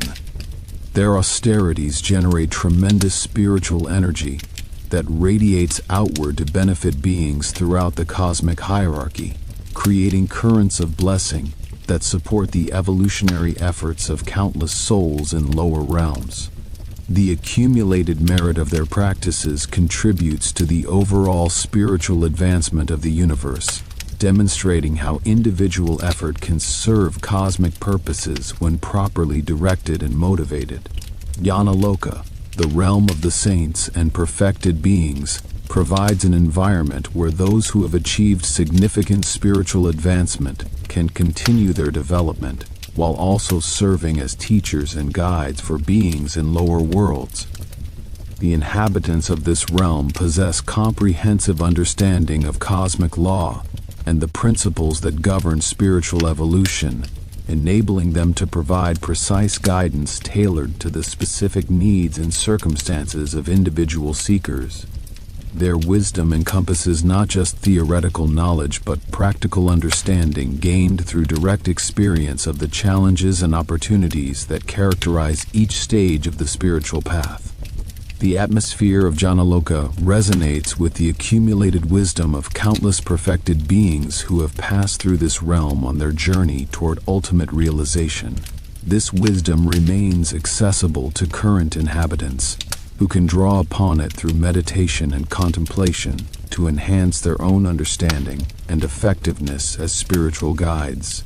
The realm serves as a cosmic library of spiritual knowledge, preserving the insights and discoveries of advanced practitioners throughout all cosmic cycles, and making this accumulated wisdom available to those who have developed the capacity to receive and apply it. Maharloka, the realm of the Great Ones, marks the transition point between the higher spiritual worlds and the more active realms, where beings engage with the ongoing processes of cosmic administration and creative activity. The inhabitants of this world have achieved sufficient spiritual development to participate consciously in the governance of the universe, while continuing their own evolutionary progress toward ultimate realization. Their responsibilities include overseeing the operation of cosmic laws in lower realms, ensuring that the principles established by Brahma continue functioning properly throughout all dimensions of existence. The beings of Maharloka possess the unique capacity to move freely between higher and lower realms, serving as intermediaries who translate the wisdom of the most exalted worlds into forms accessible to beings at earlier stages of development. This mediating function proves essential for maintaining the coherence of the cosmic hierarchy, ensuring that the different levels remain connected and that the evolutionary progress of beings in lower realms receives appropriate support and guidance from those who have already traversed the path they are now walking. Svargaloka, the celestial realm commonly known as heaven, provides an environment of extraordinary beauty and pleasure, where beings can enjoy the fruits of their meritorious actions while continuing their spiritual development. The inhabitants of this world include the Devas, celestial beings who serve various functions in cosmic administration, as well as human souls who have earned temporary residence through their virtuous conduct in earthly life. The pleasures available in Svargaloka exceed anything possible in the physical world, with sensory experiences of such intensity and refinement that they satisfy desires that could never be fulfilled through material means. However, the pleasures of Svargaloka, while genuine and intense, remain ultimately temporary, lasting only as long as the merit that earned them continues to sustain the soul's residence in this realm. When the accumulated merit becomes exhausted, the soul must return to lower realms to continue its evolutionary journey, hopefully having gained sufficient wisdom during its celestial sojourn to make more rapid progress in future incarnations. This temporary nature of heavenly pleasure serves an important educational function, demonstrating that even the most exalted forms of sensory enjoyment cannot provide lasting satisfaction, and that ultimate fulfillment requires transcendence of desire itself, rather than its gratification. Bhuvarloka, the atmospheric realm that exists between the celestial and terrestrial worlds, serves as a transitional zone where various classes of subtle beings dwell, and where the souls of the deceased may temporarily reside before moving on to their next destination. The inhabitants of this realm include various categories of spirits, nature beings, and transitional souls, each occupying specific regions according to their nature and the karma that determines their current circumstances. The atmosphere of Bhuvarloka contains subtle energies that influence conditions in the physical world below, creating the interface through which cosmic forces manifest in terrestrial phenomena. Poloka, the earthly realm, occupies the central position in the cosmic hierarchy, serving as the primary arena for the evolutionary development of human consciousness. Despite its relatively low position in the vertical arrangement of worlds, Valhalla possesses unique significance as the realm where beings can make the most rapid spiritual progress through the exercise of free will and the conscious choice between dharmic and adharmic action. The challenges and opportunities of earthly existence provide the friction necessary for spiritual growth, creating conditions where genuine transformation becomes possible through direct engagement with the complexities of material life. The 7 lower worlds, Atala, Vitala, Sutala, Talatala, Mahatala, Rasatala, and Patala, extend beneath the earthly realm, providing environments suited to beings whose development requires engagement with increasingly dense and challenging conditions. These realms should not be understood simply as places of punishment, though they certainly include regions where beings experience the consequences of their harmful actions. More fundamentally, they serve as schools where consciousness learns to navigate the most difficult aspects of existence, developing strength, resilience, and wisdom through direct confrontation with the forces of ignorance, desire, and limitation. Atala, the first of the lower worlds, exists immediately beneath the earthly realm and serves as the dwelling place of beings whose attachment to sensory pleasure has drawn them into conditions where such pleasures can be pursued without the moral constraints that operate in the human world. The inhabitants of this realm include various classes of demons and spirits who have chosen to prioritize immediate gratification over long-term spiritual development, accepting the limitations of their current existence in exchange for the intense pleasures available in this environment. The subsequent lower worlds, Vitala, Sutala, Talatala, Mahatala, and Rasatala, represent progressively denser conditions where beings work through increasingly fundamental challenges related to desire, power, and the relationship between individual will and cosmic law. Each realm possesses its own characteristic inhabitants, environments, and opportunities for learning, creating a comprehensive system that addresses the full range of developmental needs that conscious beings may require at various stages of their evolutionary journey. Patala, the lowest of the 14 worlds, represents the densest possible conditions for conscious existence within the created universe. The beings who inhabit this realm have descended to the furthest point from the light of spiritual awareness, existing in states of profound ignorance and limitation that would be unbearable for beings accustomed to higher conditions. Yet even in Patala, the possibility of spiritual progress remains, as the very intensity of suffering in this realm can eventually generate the motivation necessary for beings to begin the long journey back toward the light.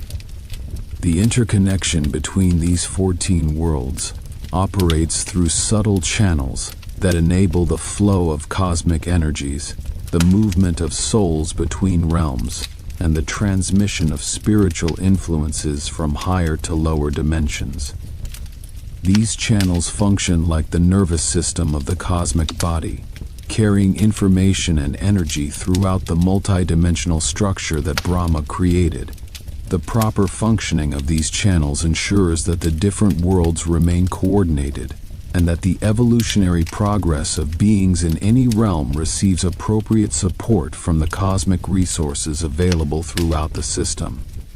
Brahma's ongoing oversight of this cosmic architecture involves continuous attention to the balance and harmony between different realms, ensuring that conditions in each world remain appropriate for the developmental needs of its inhabitants.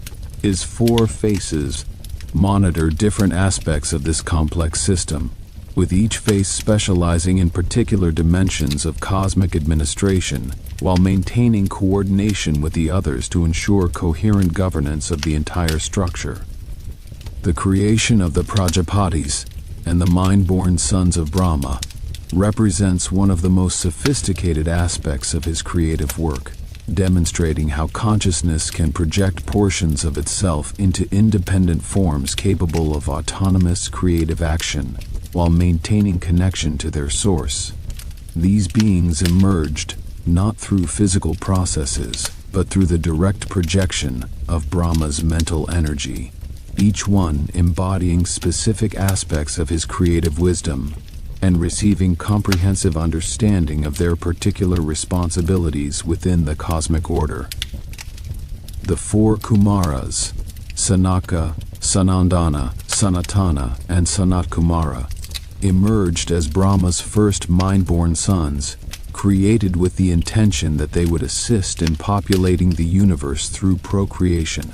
However, these beings, upon their emergence into existence, immediately recognized the supreme value of spiritual liberation and chose to dedicate themselves entirely to the pursuit of ultimate realization, rather than engaging in the creative activities their father had intended.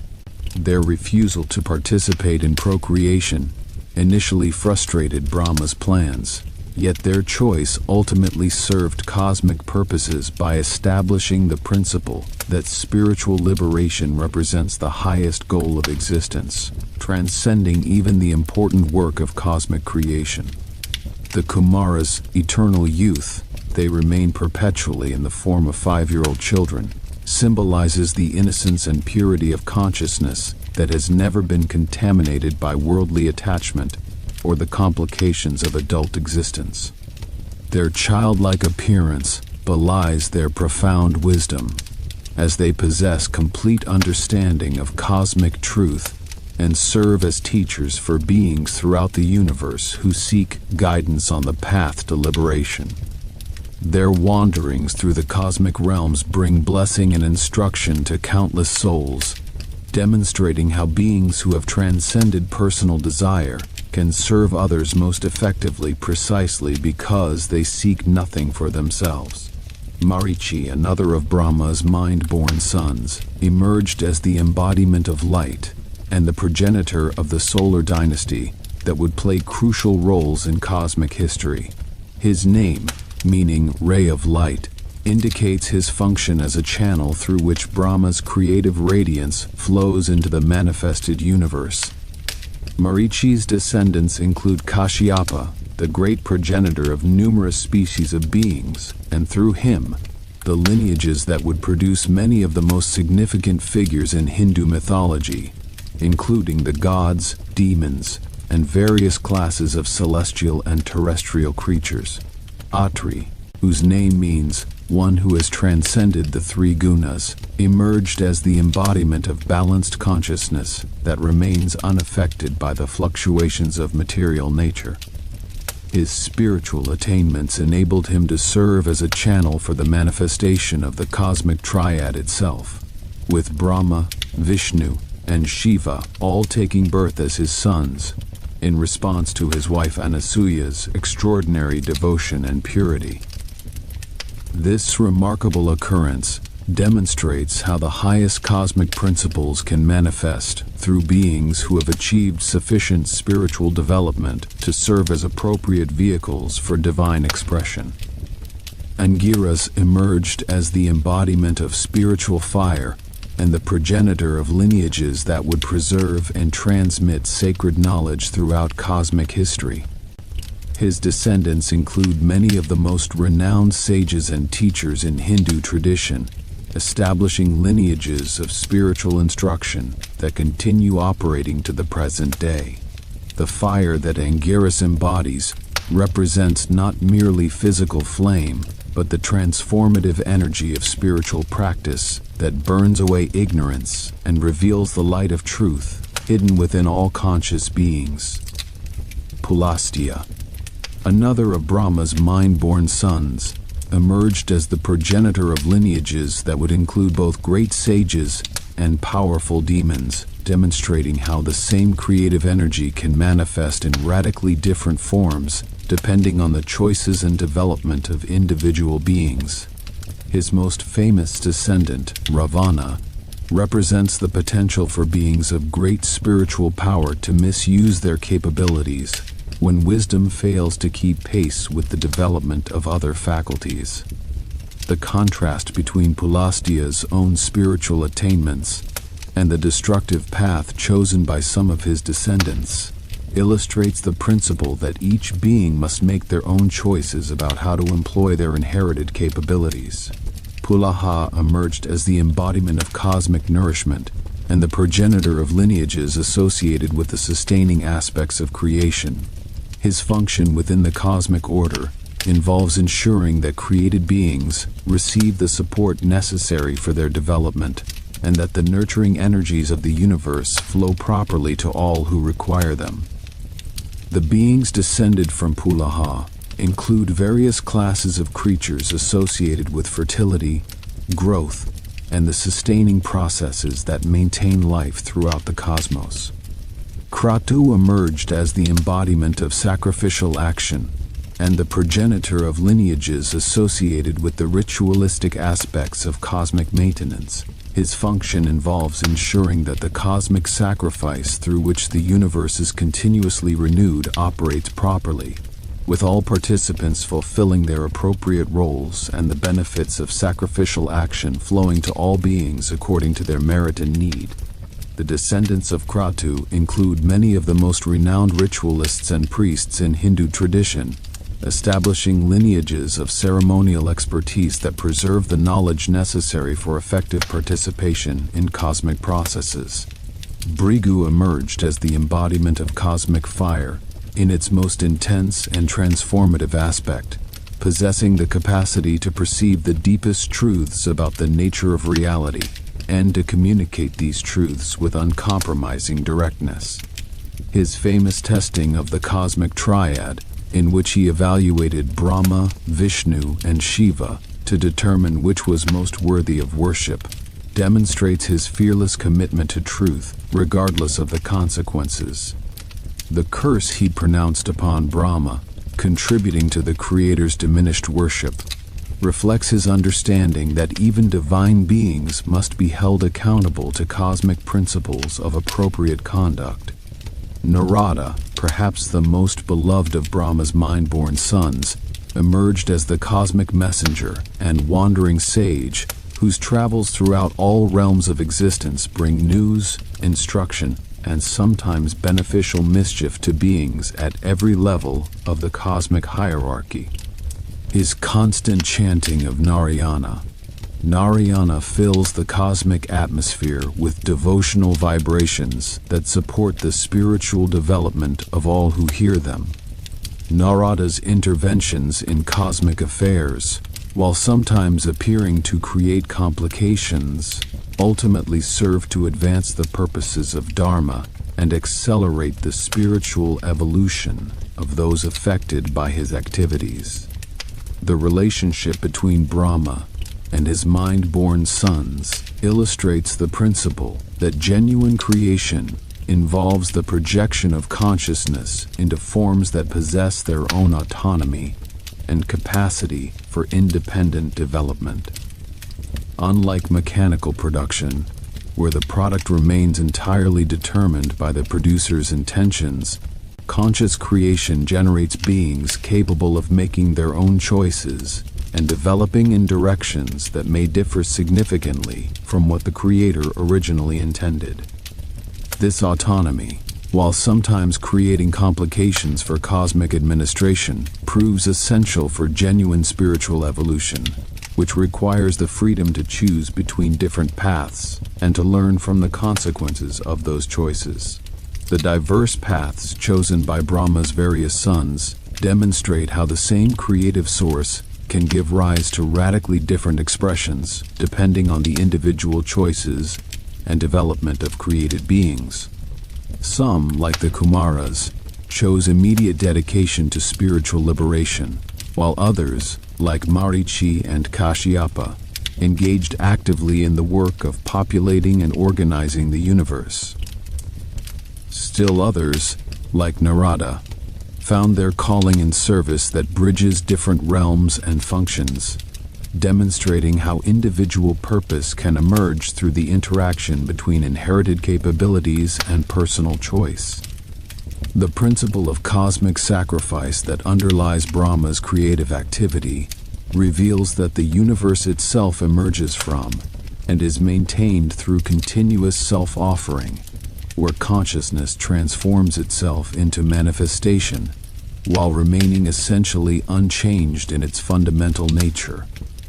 This understanding transforms the concept of sacrifice from a mere ritual transaction into a cosmic principle that operates at every level of existence, from the grandest cosmic processes to the most intimate personal experiences.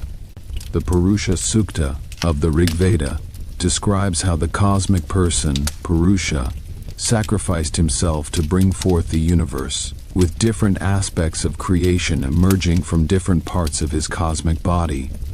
The gods emerged from his mouth, representing the luminous and knowledge-oriented aspects of consciousness. The warriors arose from his arms, embodying the protective and action-oriented dimensions of awareness. The merchants and producers came forth from his thighs, representing the sustaining and nurturing functions necessary for material prosperity. The servants emerged from his feet, symbolizing the foundational support that enables all other activities to proceed. This sacrificial cosmology establishes the principle that all existence participates in an ongoing sacred ceremony, where each being contributes its unique offering to the maintenance of cosmic order. The sun offers its light and heat, enabling life to flourish on countless worlds. The earth offers its substance, providing the material foundation for physical existence. Plants offer their bodies as food for animals, who in turn offer their bodies to sustain other creatures. This continuous cycle of offering and receiving creates the web of interdependence that characterizes all existence, demonstrating how individual welfare depends upon participation in larger systems of mutual support. Brahma's role in this cosmic sacrifice involves serving simultaneously as the sacrificer who performs the ceremony, the offering that is given, and the recipient who receives the benefits of the sacrifice. This triple function reflects the non-dual nature of ultimate reality, where apparent distinctions between subject, object, and action dissolve into the unified consciousness that underlies all phenomena. The Creator's continuous self-offering maintains the universe in existence, with each moment of cosmic time representing a fresh act of sacrifice through which potential transforms into actuality. The ritualistic traditions that developed from this understanding of cosmic sacrifice provide human beings with means for consciously participating in the processes that maintain universal order. The fire sacrifices described in Vedic literature create channels through which human offerings can reach the cosmic realms, establishing reciprocal relationships between earthly and celestial dimensions of existence. The mantras chanted during these ceremonies invoke the cosmic principles that govern different aspects of creation, aligning human intention with universal purposes and ensuring that sacrificial offerings achieve their intended effects. The internal sacrifice of meditation and spiritual practice represents a more refined form of participation in cosmic processes, where the practitioner offers their own limited consciousness into the fire of awareness, allowing ignorance and attachment to be consumed, while the essential nature of consciousness remains purified and enhanced. This internal yajna operates according to the same principles as external ritual sacrifice, but achieves more direct and lasting results by working with consciousness itself, rather than with material substances that merely symbolize inner realities. The relationship between sacrifice and creation reveals that genuine creative work always involves the transformation of the creator through the creative process. Brahma's continuous self-offering demonstrates that effective creation requires the willingness to give of oneself, to invest one's energy and attention in bringing forth new realities that will possess their own existence independent of their source. This principle applies equally to cosmic creation and to the creative activities of individual beings, suggesting that the most meaningful and lasting creative works emerge when creators approach their work as a form of sacred offering rather than mere production for personal benefit. The curses pronounced upon Brahma by Shiva and Saraswati represent not merely punishments for specific transgressions, but catalysts for a profound transformation in the Creator's cosmic function and his relationship to the ongoing processes of universal evolution. These limitations, while initially appearing as diminishments of his divine status, ultimately serve to refine and purify his creative consciousness, enabling him to serve cosmic purposes more effectively than would have been possible had he retained his original unrestricted authority. The curse of diminished worship, pronounced by Shiva in response to Brahma's false claim about reaching the top of the infinite linga, operated through multiple dimensions to reshape the Creator's role in cosmic affairs. On the most obvious level, this curse reduced the number of temples dedicated to Brahma and the frequency of rituals performed in his honor, creating a striking contrast with the abundant worship received by Vishnu and Shiva throughout the Hindu world. This reduction in external recognition might seem to diminish Brahma's cosmic significance, yet it actually freed him from the distractions of devotional attention to focus more completely on his essential creative functions. The deeper significance of this curse lies in its demonstration that cosmic authority depends not upon external recognition, but upon alignment with fundamental principles of truth and appropriate conduct. Brahma's false claim, regardless of his rationalizations, violated the principle of cosmic truthfulness that should characterize divine consciousness. The curse served to restore balance by ensuring that his cosmic position reflected his actual relationship to truth rather than his claimed achievements. This correction, while painful to Brahma's pride, ultimately strengthened his capacity for genuine creative work by eliminating the distortions that arise when beings receive recognition disproportionate to their actual accomplishments. Saraswati's curse, arising from her response to Brahma's inappropriate attachment to her physical beauty, addressed different aspects of the Creator's consciousness that required transformation. Her withdrawal of active support from his creative activities forced Brahma to develop greater self-sufficiency and to cultivate direct access to the wisdom that she embodied, rather than depending upon her external presence for guidance. This apparent limitation actually expanded his capabilities by requiring him to internalize qualities that he had previously accessed through relationship with another being. The transformation catalyzed by these curses can be understood through the principle that genuine spiritual development often requires the removal of supports and advantages that, while comfortable, prevent the full development of inherent capabilities. Brahma's original position, with unrestricted authority and abundant worship, created conditions where certain aspects of his consciousness could remain undeveloped because external circumstances compensated for internal limitations. The curses removed these compensations, creating the necessity for growth that would not have occurred under more favorable conditions. The Ketaki flower's exclusion from worship, while seemingly a minor consequence of the larger drama, carries its own symbolic significance. The flower's association with Brahma's deception permanently marked it as a reminder of the dangers of false testimony, even when such testimony appears to serve the interests of powerful beings. This ongoing exclusion serves an educational function, reminding all who encounter the Ketaki flower of the cosmic principle that truth must be maintained regardless of the consequences. and that association with deception carries lasting effects even for innocent parties.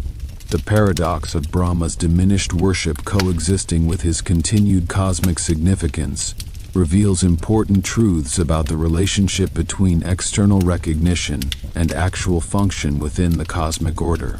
Despite receiving far less devotional attention than Vishnu or Shiva, Brahma continues performing his essential creative functions, demonstrating that cosmic responsibility operates independently of popular acknowledgement.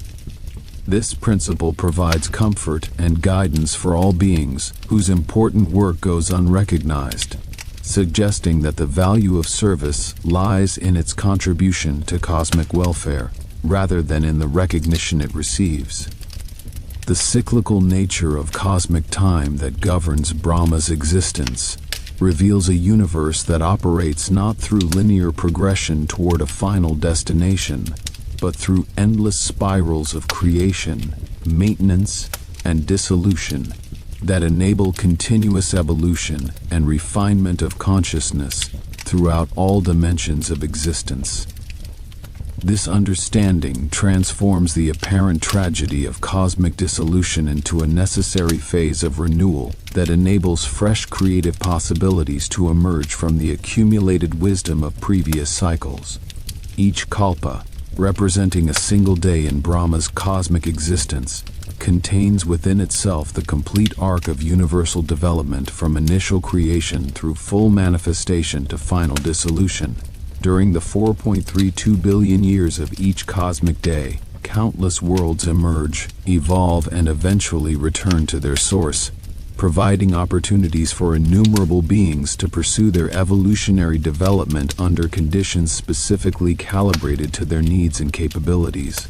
The mathematical precision of these temporal cycles reflects the underlying order that governs all cosmic processes, ensuring that each phase of development receives exactly the duration necessary for its completion.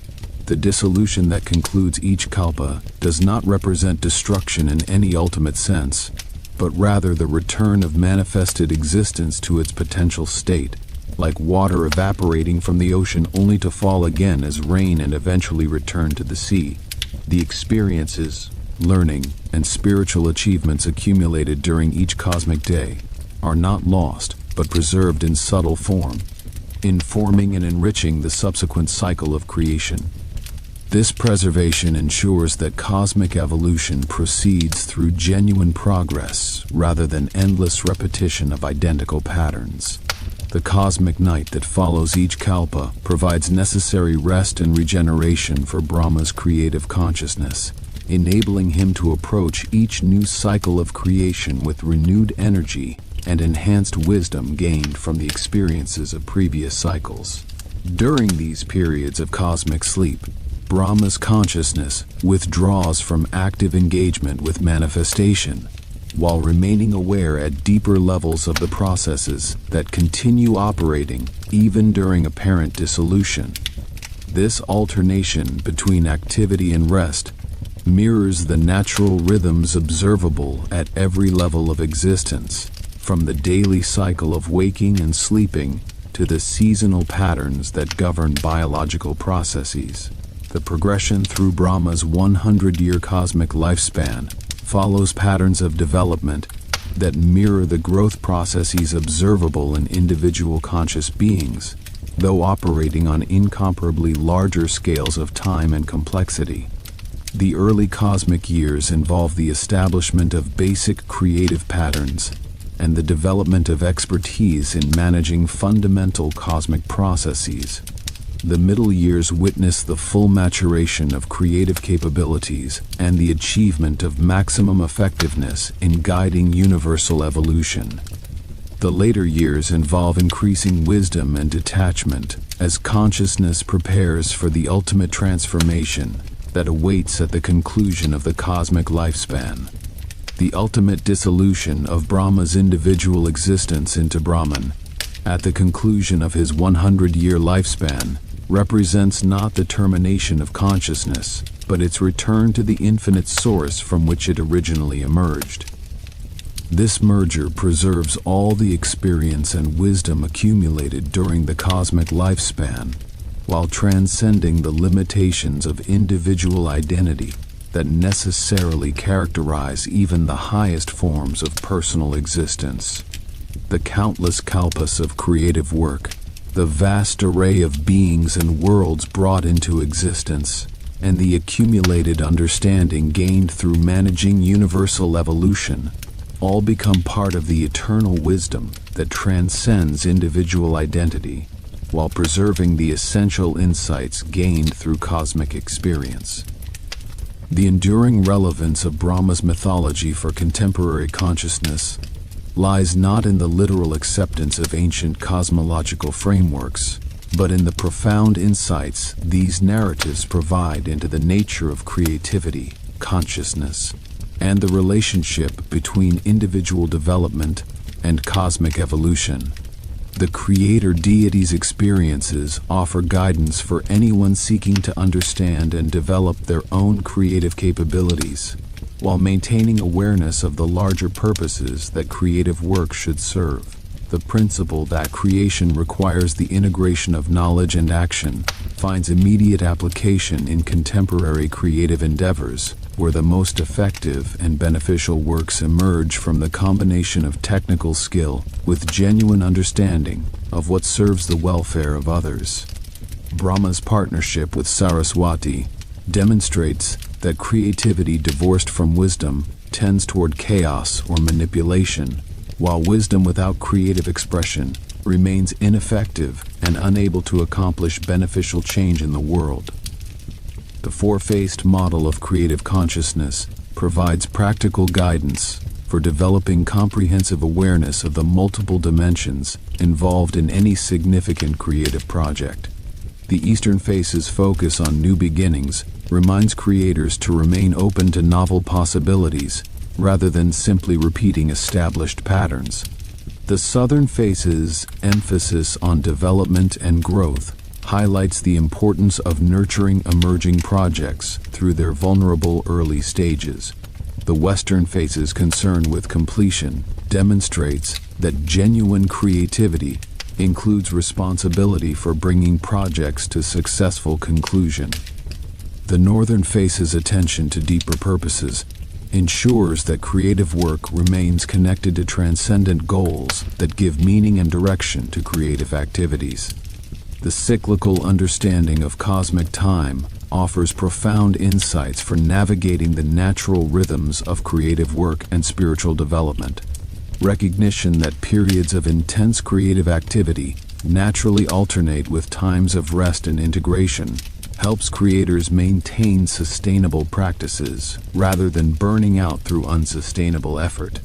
Understanding that apparent endings often serve as preparation for new beginnings provides comfort during difficult transitions and encourages continued effort toward long-term goals that may require multiple cycles to achieve complete fulfillment.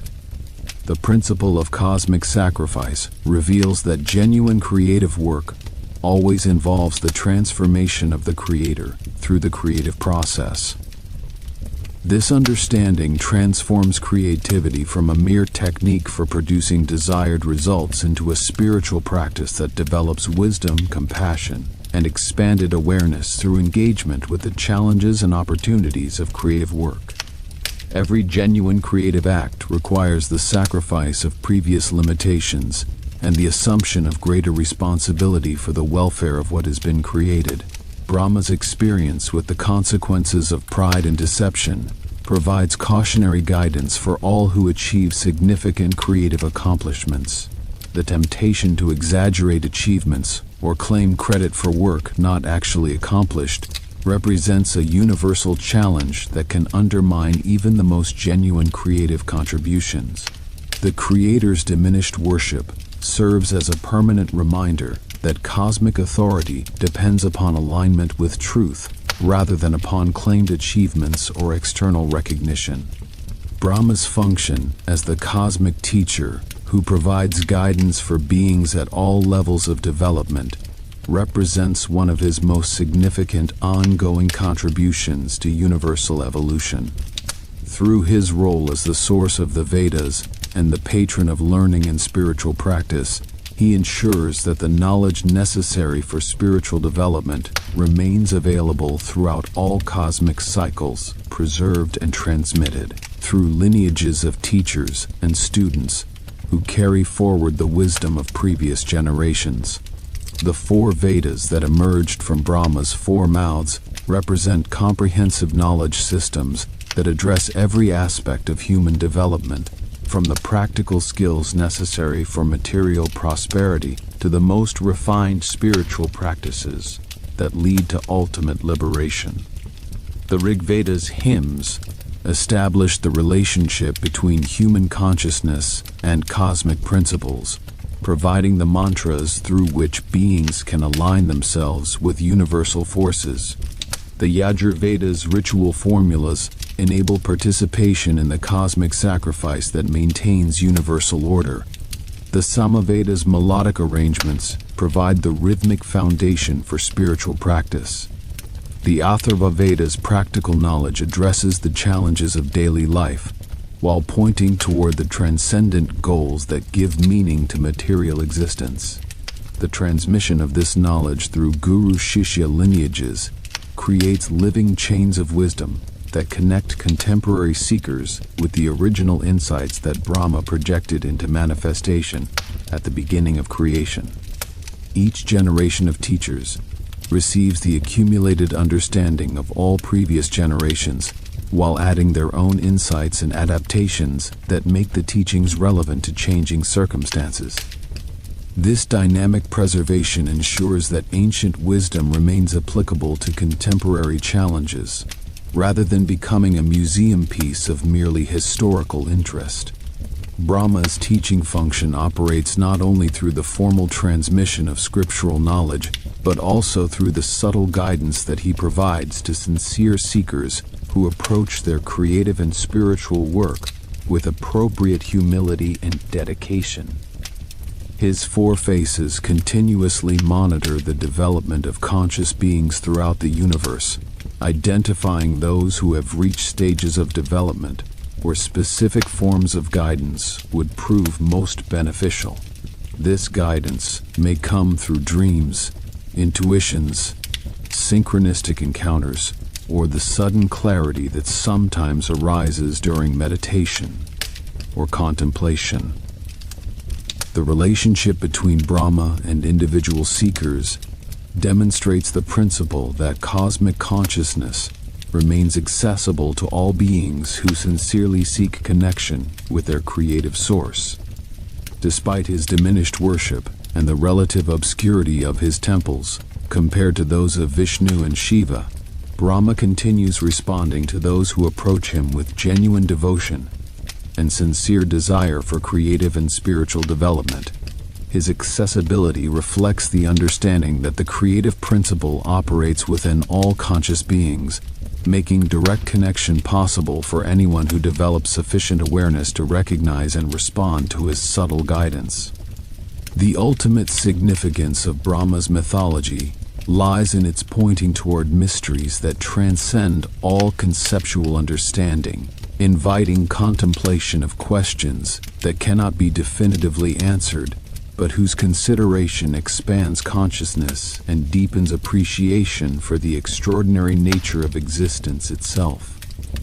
The creator deity's emergence from the golden egg, or the cosmic lotus, raises the fundamental question of how something can arise from nothing, how consciousness can manifest from apparent unconsciousness, how the infinite can express itself through finite forms. These questions, while ultimately unanswerable through ordinary rational analysis, serve essential functions in spiritual development by directing attention toward the limits of conceptual understanding and the existence of realities that transcend the categories through which ordinary consciousness organizes experience.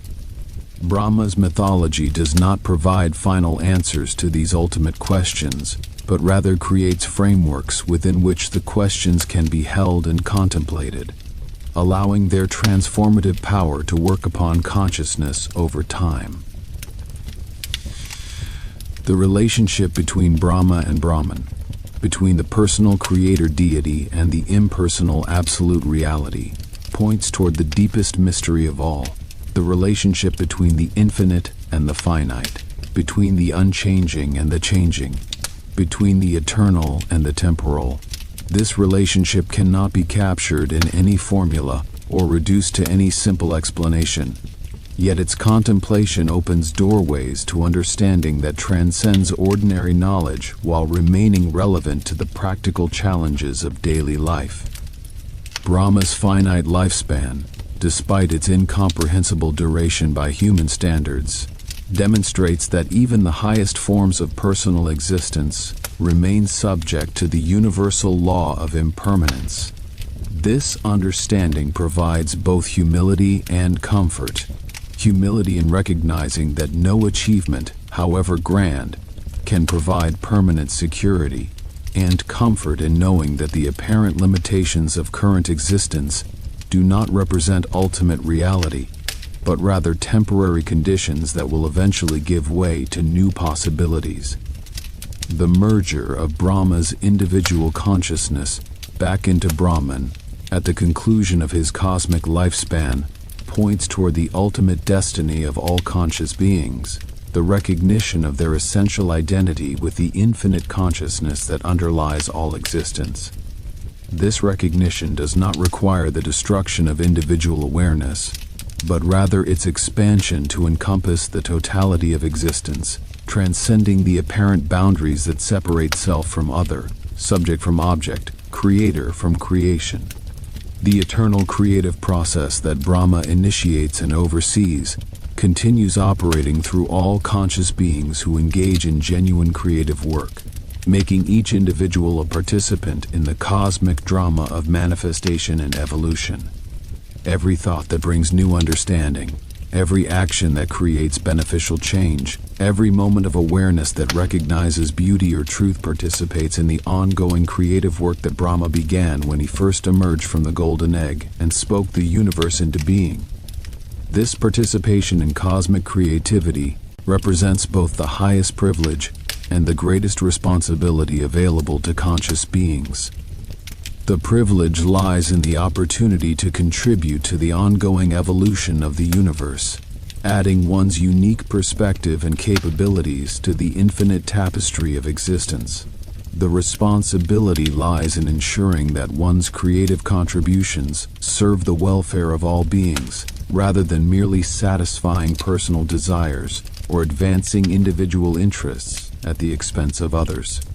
Brahma's mythology thus serves not merely as an entertaining story or an object of devotional worship, but as a comprehensive teaching about the nature of consciousness, creativity, and cosmic responsibility. Its insights remain as relevant today as they were in ancient times, providing guidance for anyone seeking to understand their place in the universe and to develop their capabilities in service of the highest good. The golden egg continues cracking open in every moment of genuine creative insight. The cosmic lotus continues blooming in every heart that opens to wisdom and compassion. The four faces of creative consciousness continue operating in every mind that maintains comprehensive awareness of the multiple dimensions of existence. And the eternal dance of creation, preservation, and transformation continues unfolding through every being who participates consciously in the magnificent drama of cosmic evolution. In the end, Brahma's story is your story. His creative consciousness is the same consciousness that animates your awareness and enables your own creative work. His journey from emergence to maturity to ultimate transcendence mirrors the journey that every conscious being undertakes through countless cycles of development. His challenges and triumphs, his mistakes and corrections, his limitations and ultimate liberation all reflect the universal patterns that characterize the evolution of consciousness at every level of existence.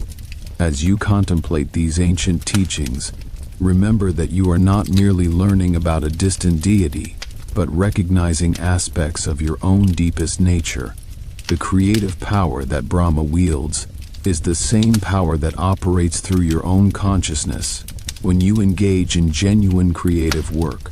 The wisdom that guides his cosmic activities is the same wisdom that becomes available to you when you approach your own work with humility, dedication, and sincere desire to serve the welfare of all beings.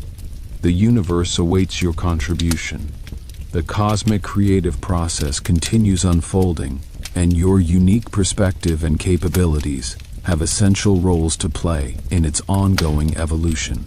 May the insights preserved in Brahma's mythology inspire and guide your own creative journey, helping you recognize your connection to the infinite source of all creativity and empowering you to express that connection through work that serves the highest good of all existence. Om Brahma Devaya Namaha. Salutations to the Divine Creator. May His wisdom illuminate your path, His creative power flow through your work, and His ultimate liberation become your own eternal destiny.